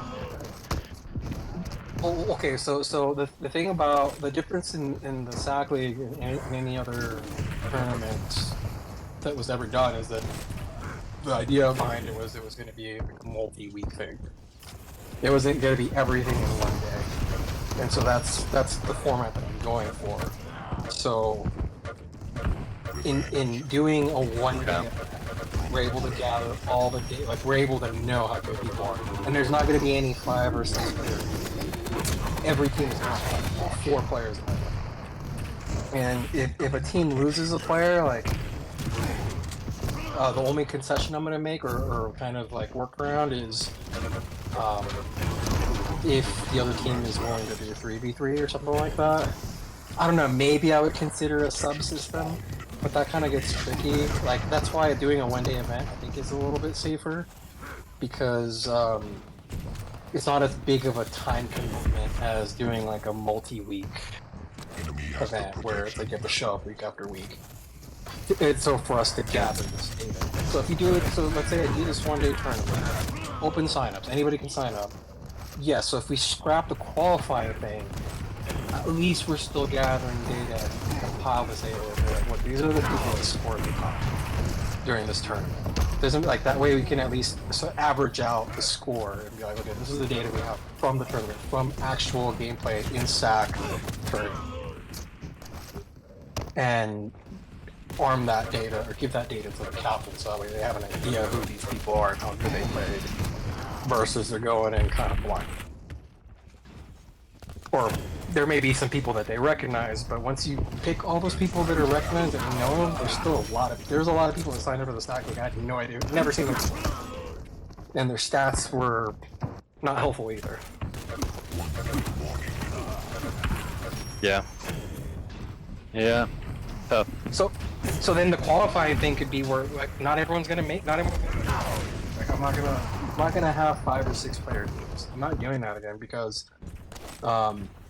what ends up happening is that there's some people that like there's some people that you're not gonna want them to play because they're like not the most skilled players. Like if you want to win, a lot of people ended up getting benched because they either didn't really play regularly, we didn't know how good they were, or, yeah, because there were other players that we knew how good they were and we wanted them to play. So I don't want that to happen, basically. Yeah. But with a draft, there's not really a way around that. I mean, I guess. Yeah, there is. The I thought qualifier. doing the one day where you get that data, and then when you get, then you have the actual like multi-week team draft where it's like the longer format where it's where the stakes are higher and you may or may not make it. Like it's to me that the idea of this tournament isn't like where everyone gets a chance to play. Like not that I'm against that, but what I've seen is like it hurts the morale of those players that are like really like giving everything and scoring really high, and like so it's like I want to try and keep the skill level as high as possible, especially if we're having pro players play, because it's the disparity in skill is huge. Like when even when I've played with these guys, like they're incredible. Like they're so good. Like I don't want to.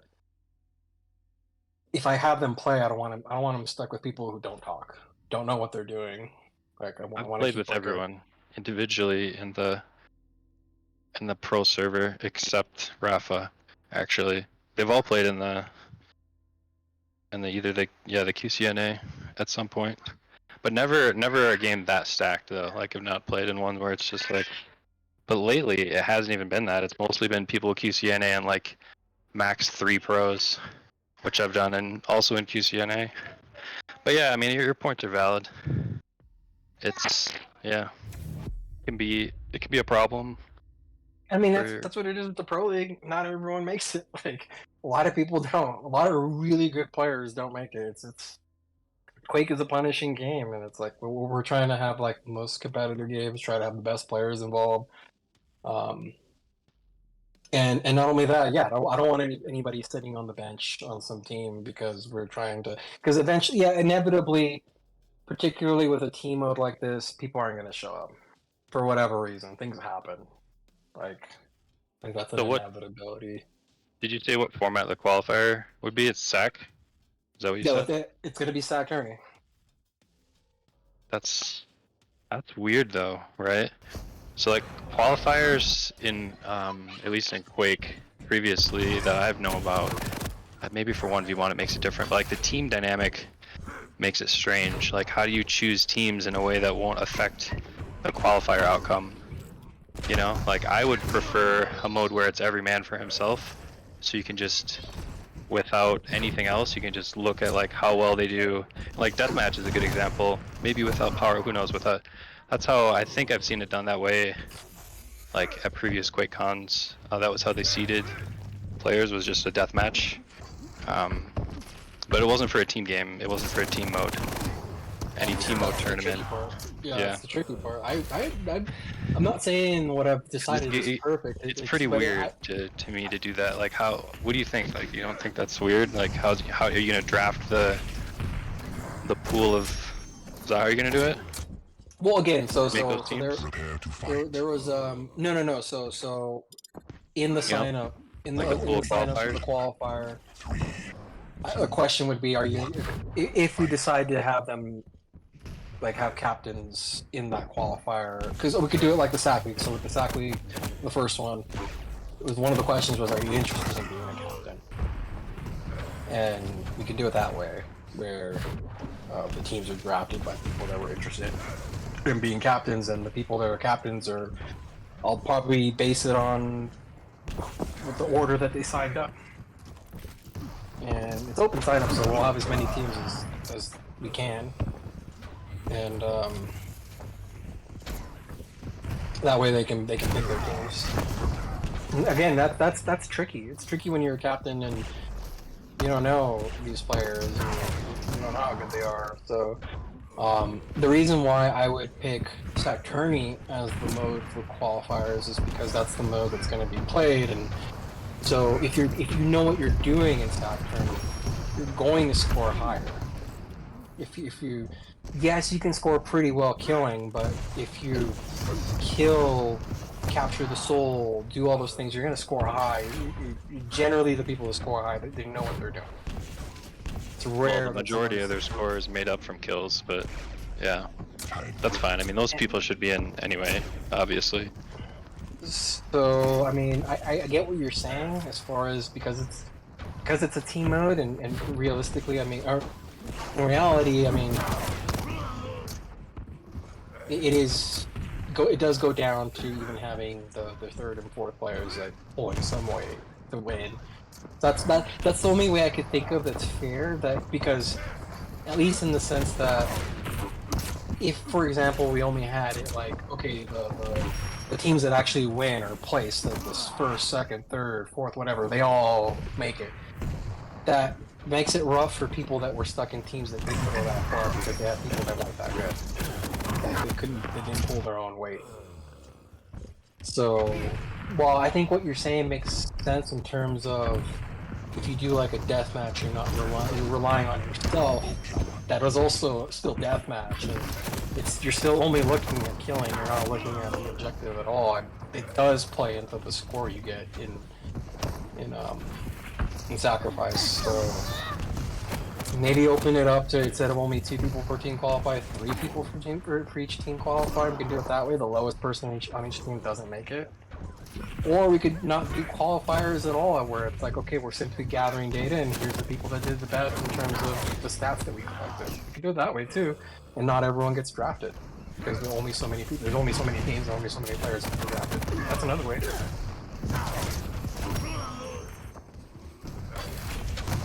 But Yeah, considering it's a team mode, it's like that's the whole reason behind doing a draft, right? Is like you don't want people to come in with pre-made teams, because if they come in with pre-made teams, then you're gonna have 4 pros. Yeah. What are you gonna say? Your audio's kind of a little off there. Yeah, it's because I'm in my garage. I'll go back in. I was gonna say, what about like a player rating that's like agreed upon by people who know, right? And if you have somebody who no one knows, you find out, or have them, you know, I don't know. Like that's a problem for unknown players, but I'm not sure that anyone's gonna be that. Maybe there's a problem with drama and like arguing and like how dare you rate me like this, but okay, that you know? still goes back. That still goes back to the. I still think there's still merit in doing a one-day tournament sign up, where that could help us gather data if we want to rate everybody. We go, okay, we think based off of what we saw, this is what this person rated. Yeah, so it's I just still- wide open and draft, and then you go from there. But what about the last? I mean, I guess yeah, you can't. The last one was like only people who could commit for 6-8 months. So we'll see maybe a whole different crowd this time. So part of the reason why, like, let's say Rafa didn't play last time, because he wanted to play. Like, I actually talked to him about it. Was because it was conflicting with the Pro League. So the timing that I'm thinking. Sorry, who was that? Who wanted to play? Rafa? Oh, nice. Yeah, he made a big donation. He Yeah, did make a that was donation, awesome. yeah. He wanted to play, so it was the day that I think we were doing it on Saturdays, or at least that was like the idea, where it was like the deadline to play. So he saw that, he was like, oh well, it's conflicts with the Pro League and like other things going on. So the idea is to do this after the Pro League, after QuakeCon.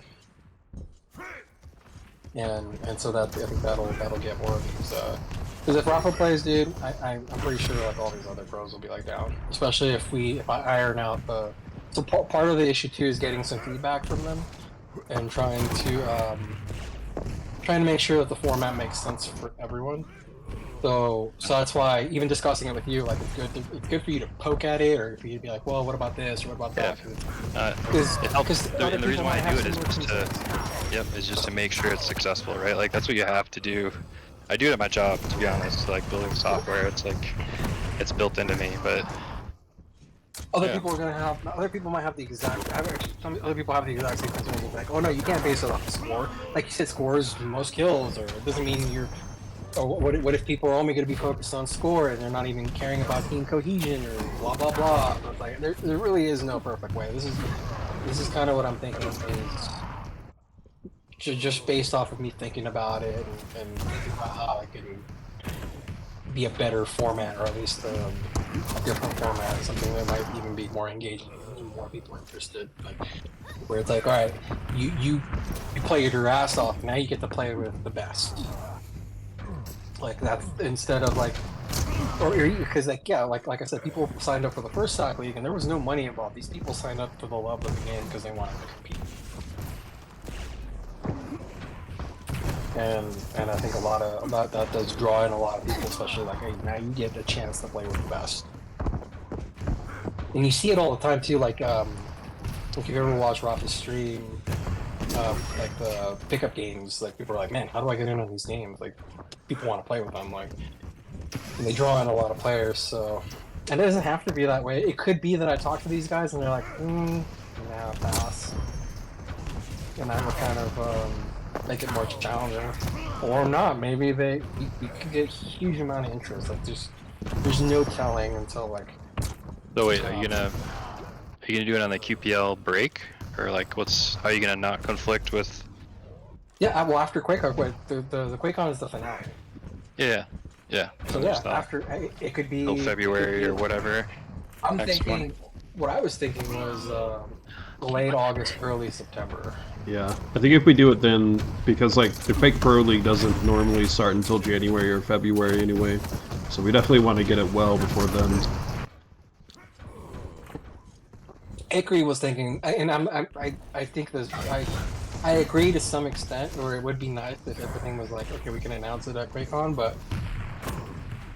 the other way to look at it is QuakeCon could be an opportunity to actually literally talk to some of these people face to face about this is what we're thinking.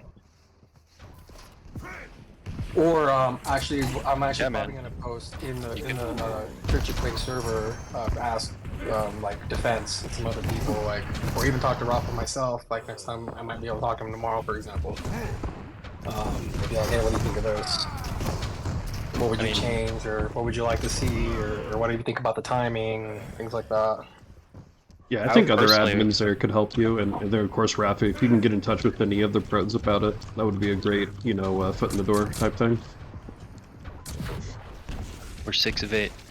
I would use QuakeCon personally to promote it. Like definitely what you said, like to gather ideas, but also just like anyone playing Quake Champions, like flyers or something, you know? Maybe not though. Like we had a huge sign up anyway, and like online, like yeah, maybe flyers is boomer territory. Well, but it's something to look at, you know. You have it in your pocket, it reminds you. I think you guys are gonna have opportunities to talk. Like I remember I met Rafa. I didn't know if I had a drink with him, but I met Carnage, met Machiavelli. Like when you went to QuakeCon? Yeah, so you might get a chance to talk to some of these people. Back then, I wasn't really that involved in Quake, so it was really like definitely was nowhere involved. Who are these people? Yeah, but you were with that crowd though, right? Like you said, you played with Tokyo and those guys at Doom, right? So that's just who you went to QuakeCon with and who you were hanging with. So yeah, you would meet all those guys. So, but you guys are with Church of Quake, so I mean, I think you guys are probably might be rubbing shoulders with some of these guys, anyways. Like maybe one of the bars there, or for who sure. knows? But yeah, so that's why it's like ideal. Yeah, it would be great if everything could be finalized by then. It'd be like, all right, so it would be a great opportunity to promote and be like, yeah, this is coming afterwards, and this is when, and here's all the details. Yo, so Soul of the Universe, thank you so much for the raid. That's awfully kind of you, man. I don't know if it's gonna work. Thanks for tuning in, guys. We're just doing some Quake here. Is still, in essence, still brainstorming. Like none of this is finalized. Everything is subject to change. But I do want to do it. Like one thing I did with the previous Stack League was a lot of it was I was very open to feedback. I was very open to changing things. But once I finalize this next format, it is kind of what it is, unless it's something that's completely broken. So we did And it's going the to be sacrifice where, tournament, the draft tournament, the what did and I we think most call it? people are okay with The that winter spring in sacrifice terms draft. of So we're like talking about season you two. know what you're signing up for, I'm going to be and throwing I'm a not even necessarily dual going to put tournament out like at QuakeCon. I previously haven't might have put announced out a it lot of yet, but polls it'll about be what under the decisions Church should of be made Quake. and how things should be And done. Like, then no, just like we're everything's hoping going to that be we're going to do ironed out. It's going season to be this is two what of it the is. You want to Sacrifice sign up, League great. Here's what just it is. shortly after No problem. QuakeCon. So like in its off season, hopefully when all the pros Not a are lot's not gonna committed, change right? in Because terms there's of usually the format of the no tournament big once it's commitments in finalized. Quake after So QuakeCon. Usually that's like a big break I period. also don't Maybe there's some like I don't stuff want to every now and rush it again. either because of So that. So like we're really just QuakeCon's coming hoping to actually have a much pretty better turnout. soon. What, 3 weeks? Yeah, y'all can express ideas. I think so. 3 and change. Here, hold on.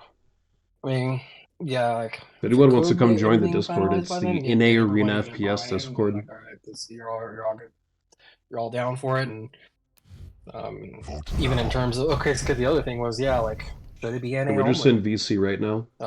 There's a part of me that doesn't want to do that. That's like thinking, yeah, it would be amazing if we can get like Crazy to be a captain or Kilson or Zeneku or whatever, right? Like all those guys are amazing. It's like I don't even know if they play a sack, but yeah, that would What So was we're be hoping the we can, bounce a what lot was of the ideas breakdown of off NA people. versus high ping essentially for the previous tournament? It was You like know, the previous tournament was about 75 like of people 80% who NA. played. Yeah. Yeah, it was by far mostly NA.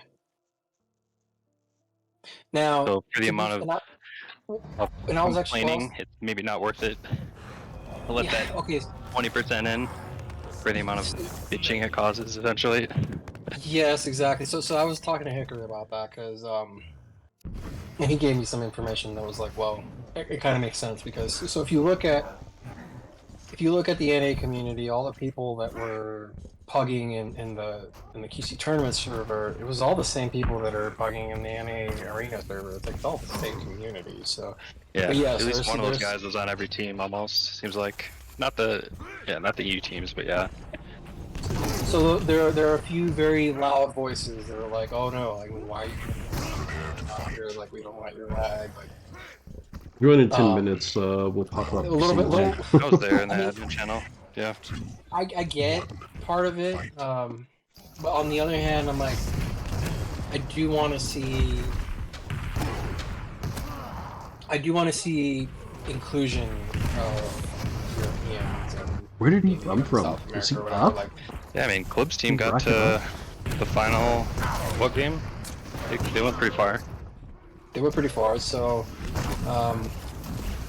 and it'd be great. Yeah, it'd be great because yeah, maybe we have pugs pop at 9 a.m. in Eastern time, whatever.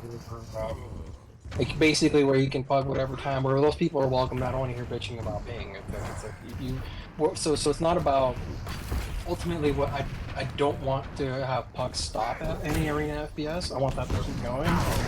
But where you have another, and maybe it could happen at Church of Quake, where it's like, yeah, Europeans, you're more than welcome here. Pay your games there, have more people play games there, and where it's more of a global thing. Because I see that now, where there's people that are like, can I even add up here?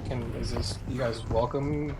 I've actually had a few people ask me like, can I add up there? It's like, and I get why they're even questioning that because there's some people that complain about it a lot. So I don't want any of that as far as pugs. If it was, for example, to be something that happens at Church of Quake. So as far as the tournament goes, there's a part of me that's interested in having it be, or I want Drake to play, or even Cube, or even some European pros, but I could understand having it broken into regions. Although I don't know if there's enough interest in Europe for them to have their own league. Like, there's one server that I'm a part of. They actually play stack pugs every Monday, and they've been doing it for a few years now. Oh wow. I was just about to say, what they need is to just start building, a scene like playing Sackbugs regularly. Well, realistically, it's not about forcing that to happen. Like any arena FPS, like all that, it all happened organically. It all happened. People wanted to play, and they started showing up. And I don't think part there's of it even a way was to push it. It has to be organic, right? right, and part of it was if you build it, they will come. So that could be part of what this leads to, where because that's what happened with the QCT servers, where we had the draft, it was there, and then immediately after, everybody's like, all right, we're here to play. And that's how games started to happen there, is because that was made possible. So that's still something I'm debating. I would like it to be global. I think it would be potentially more exciting. And that's why that How are you connected to all the qualifying or one-day pros? tournament would help. Because yeah, we don't know all these European players, the people that are pros, and like the diamond, the gold players, maybe even some of the silver players, where it's like We're also not connected with any of the using pros. those We're hoping opportunities just to to kind of cold turkey. I mean, the best. I don't know what everyone exactly said, but there definitely were some people a little higher up on the Quake rung that were interested in Season 1 that ultimately did not because of time conflictions, right? Like, it was almost always during Quake Pro League. You know, we had a lot of NA players that are 9 to 5ers, it's a different right? level So of commitment when you're playing in something we were trying like to this accommodate people that we could, like all the Pro League. players. But And plus, Pro now, League since is we know one- that there one are left, people, you know, interested, getting 4 people together is we're going to try and plan it a challenging. little better gonna so make that it there's more later. structure, right? And even if people And were then getting maybe paid, approach like, some of things these happen, right? Like, higher someone can't show caliber up for whatever players and reason, see if they're interested. that throws a wrench in everything. But so much happened so quickly. Like we, Because the other thing too all is this I is want by to make it Cash, by easier the way. for Cash, like casting.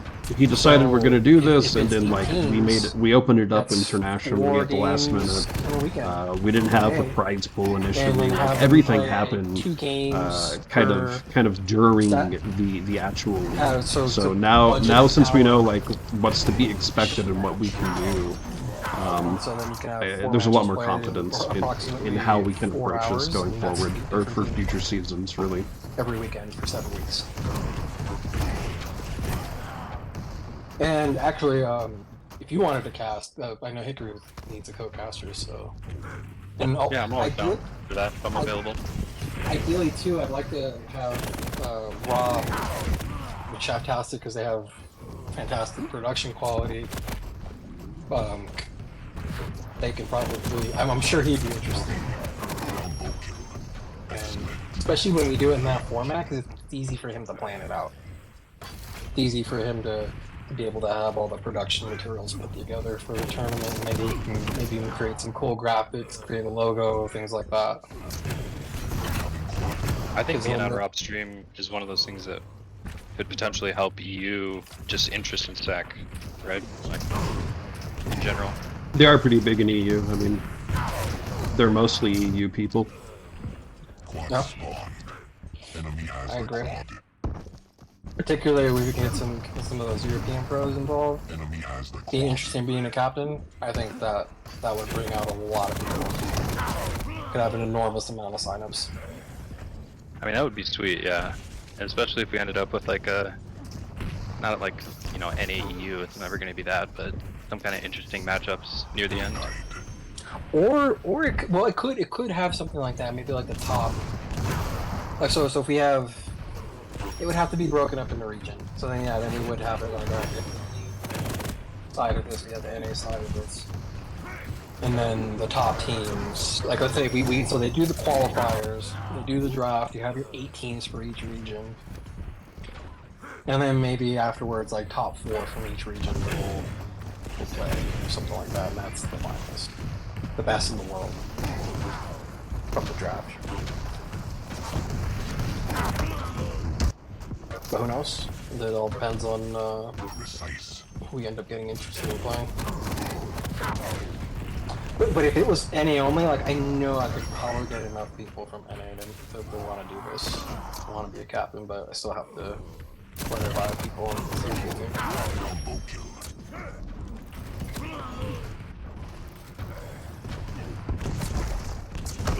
Well, I'm excited for whatever it ends up being. Probably going to be successful, I think, based on the amount of interest in the last one. I kinda Especially wanna- just because it's like a weekend event, you know, however it ends up being. I think Well, the people. qualifier would for sure, yeah. But then after that, it would be like it's gonna be a 8-week. The SAC League will actually be 8 weeks once Yeah, it's natural the league. qualifiers. Yeah. But I think that will increase the buy-in though, as far as like someone qualifying and then getting picked on one of these teams. Like I think they're gonna be more committed to making it every week for 7 weeks at least. And 8 like we weeks kind of know how long everything will be prior to the tournament starting this time, because that's how it was last time. We didn't even really know when it was going to end. So I think being able to like go on. I had some rough days picked out, but even then, it kind of like a lot of. I think that the way I wrote everything, it kind of confused people. Like a lot of people were unsure of what exactly. Some people were completely unsure of what they were signing up for. Like, oh, cool, SAC tournament, I'm signing up, unaware of kind of exactly how everything was going to play out. And so yeah, I think I'm gonna streamline that. It's gonna be a lot easier for you to know exactly what's gonna happen and everything. What you're committing to if you do kind of make it all the way. Qualifying anyways. Or getting picked in the draft, because I guess even the whole qualifying thing I guess is still up in the air. I'm still open to like, okay, you still at least have to play in this 1-day tournament. That way we need some data on how you play. We need something. Can't rely on the stats, the Quake stats.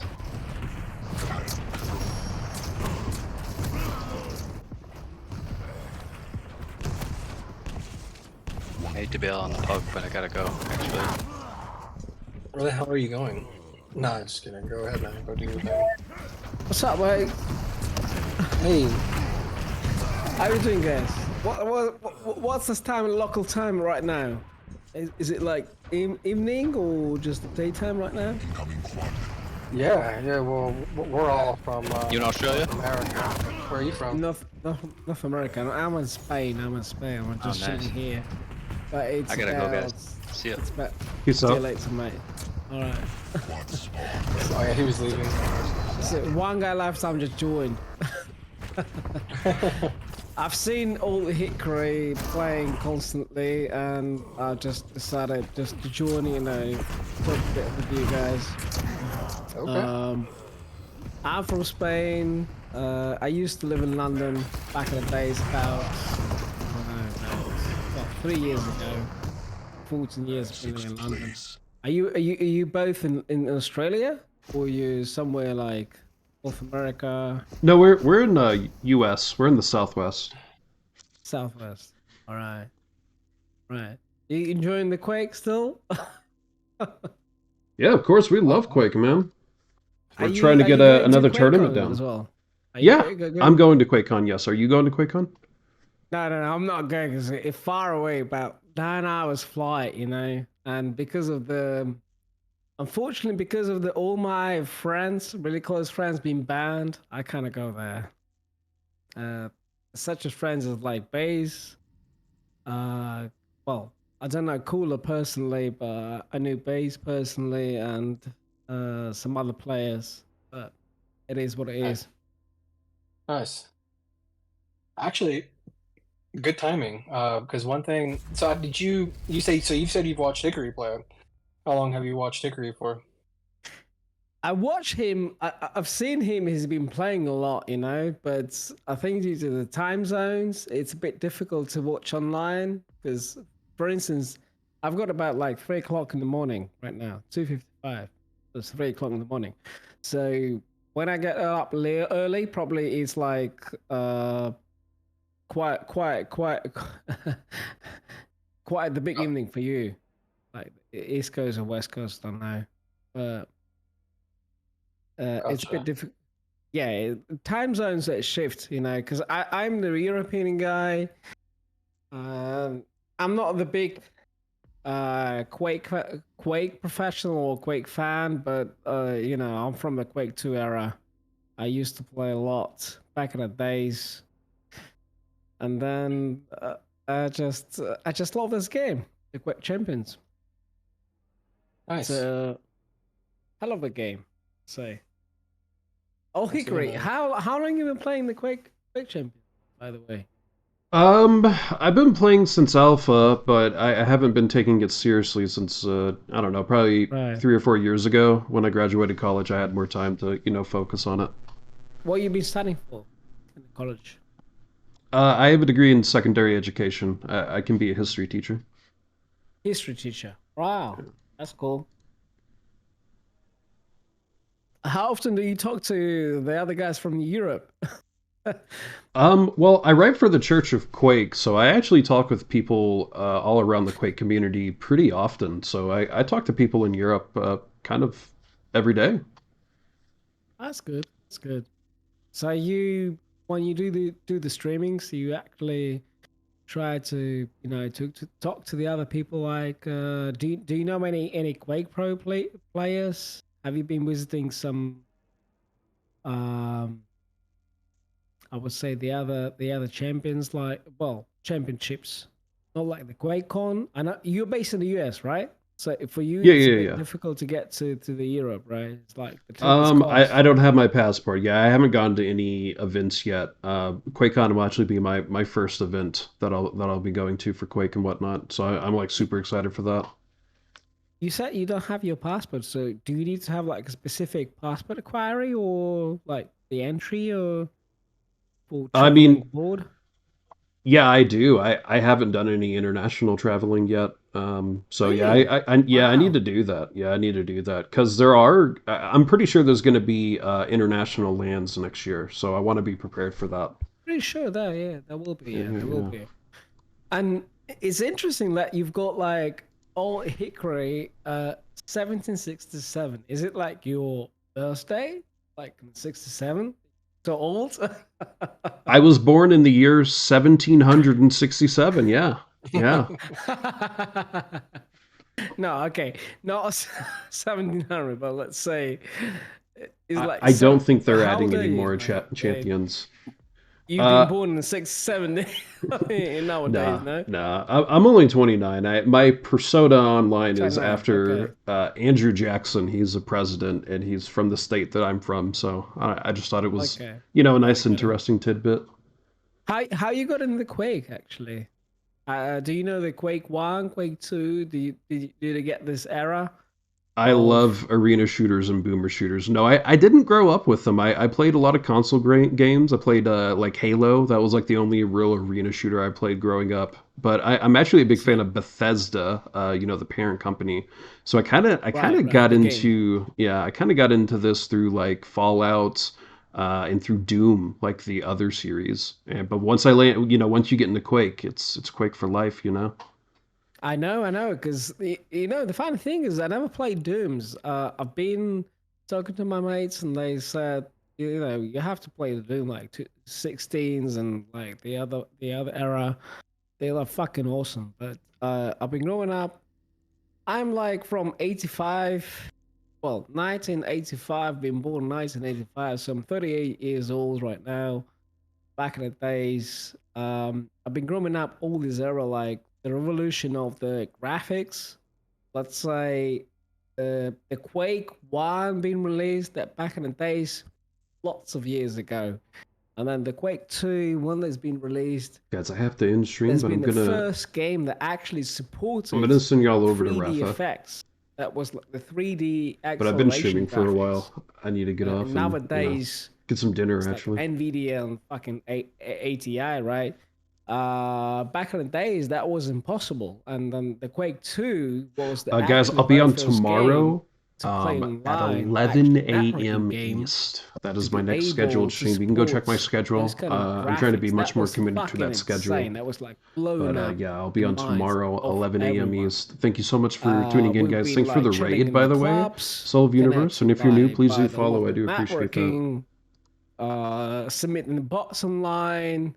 One of the actually greatest bots that's been Polish bots from Poland.